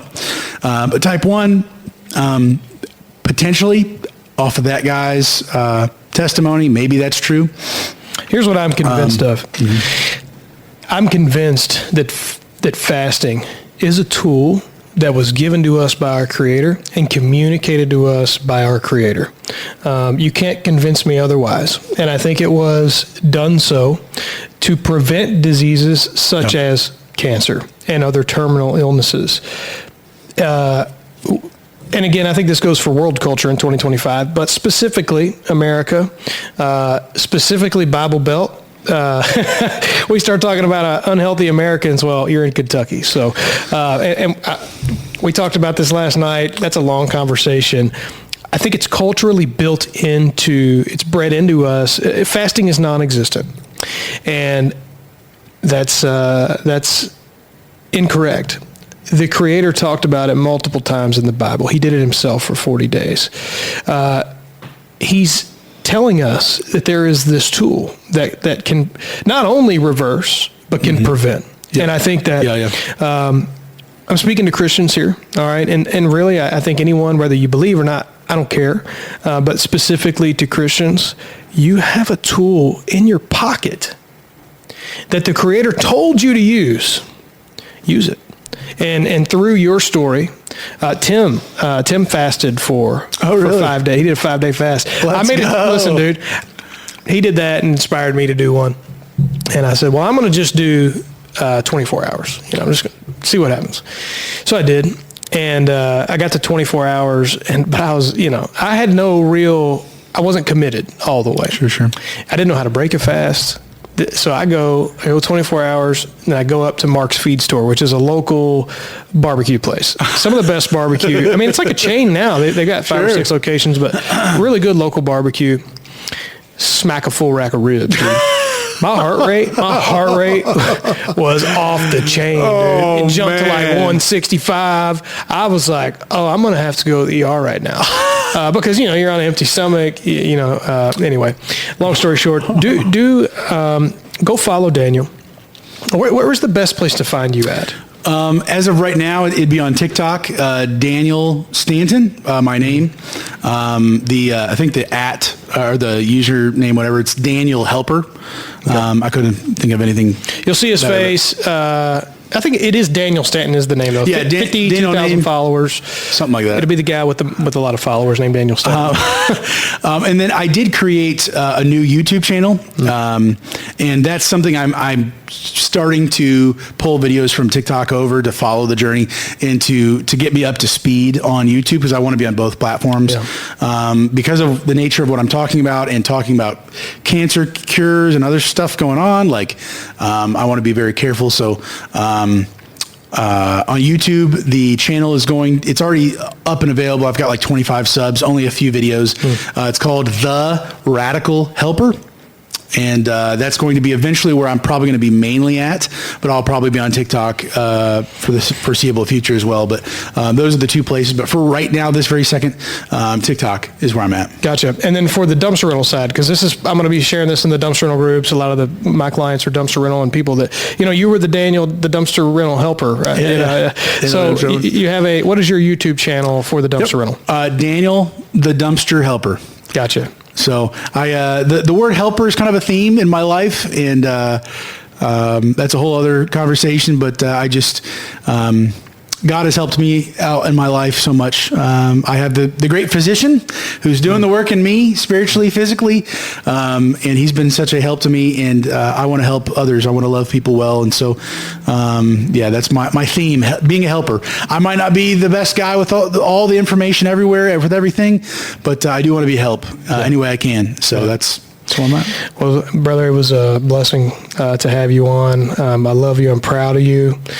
We pray for you, and we'll continue to do so. If you're watching this, pray for Daniel. Go follow him and watch the journey. He's in remission. All right. Let's freaking go. So, prayers are being answered all the way around. So we're going to get him out of here before we get struck with a tornado so he can make it home safely. Guys, thank you so much for coming on and watching the By Design podcast. Please rate this podcast. Leave us a 5-star review. Share this podcast. We're trying to grow it. I think we got like 5 subscribers on YouTube, so we're very, very new.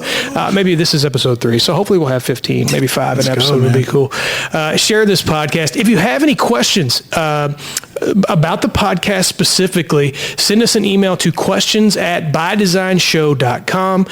We would love to connect with you, talk with you, get you in contact with Daniel if that's something you're interested in. So reach out to us at questions@bydesignshow.com.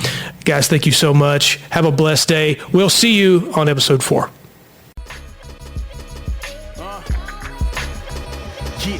There's a war going on inside. Just to name a couple, I battle with porn and pride. In a persistent struggle, a reoccurring huddle. A prayer meeting with me and the Holy Spirit. Feeling free, but no, I'm nowhere near it. But thank God for his conviction. The awkward part of me that may leave others to suspicion and call me into question. I confess my addiction. Know it's a lethal weapon. May compromise the mission. Being proselytized from this humanistic system. You think about that until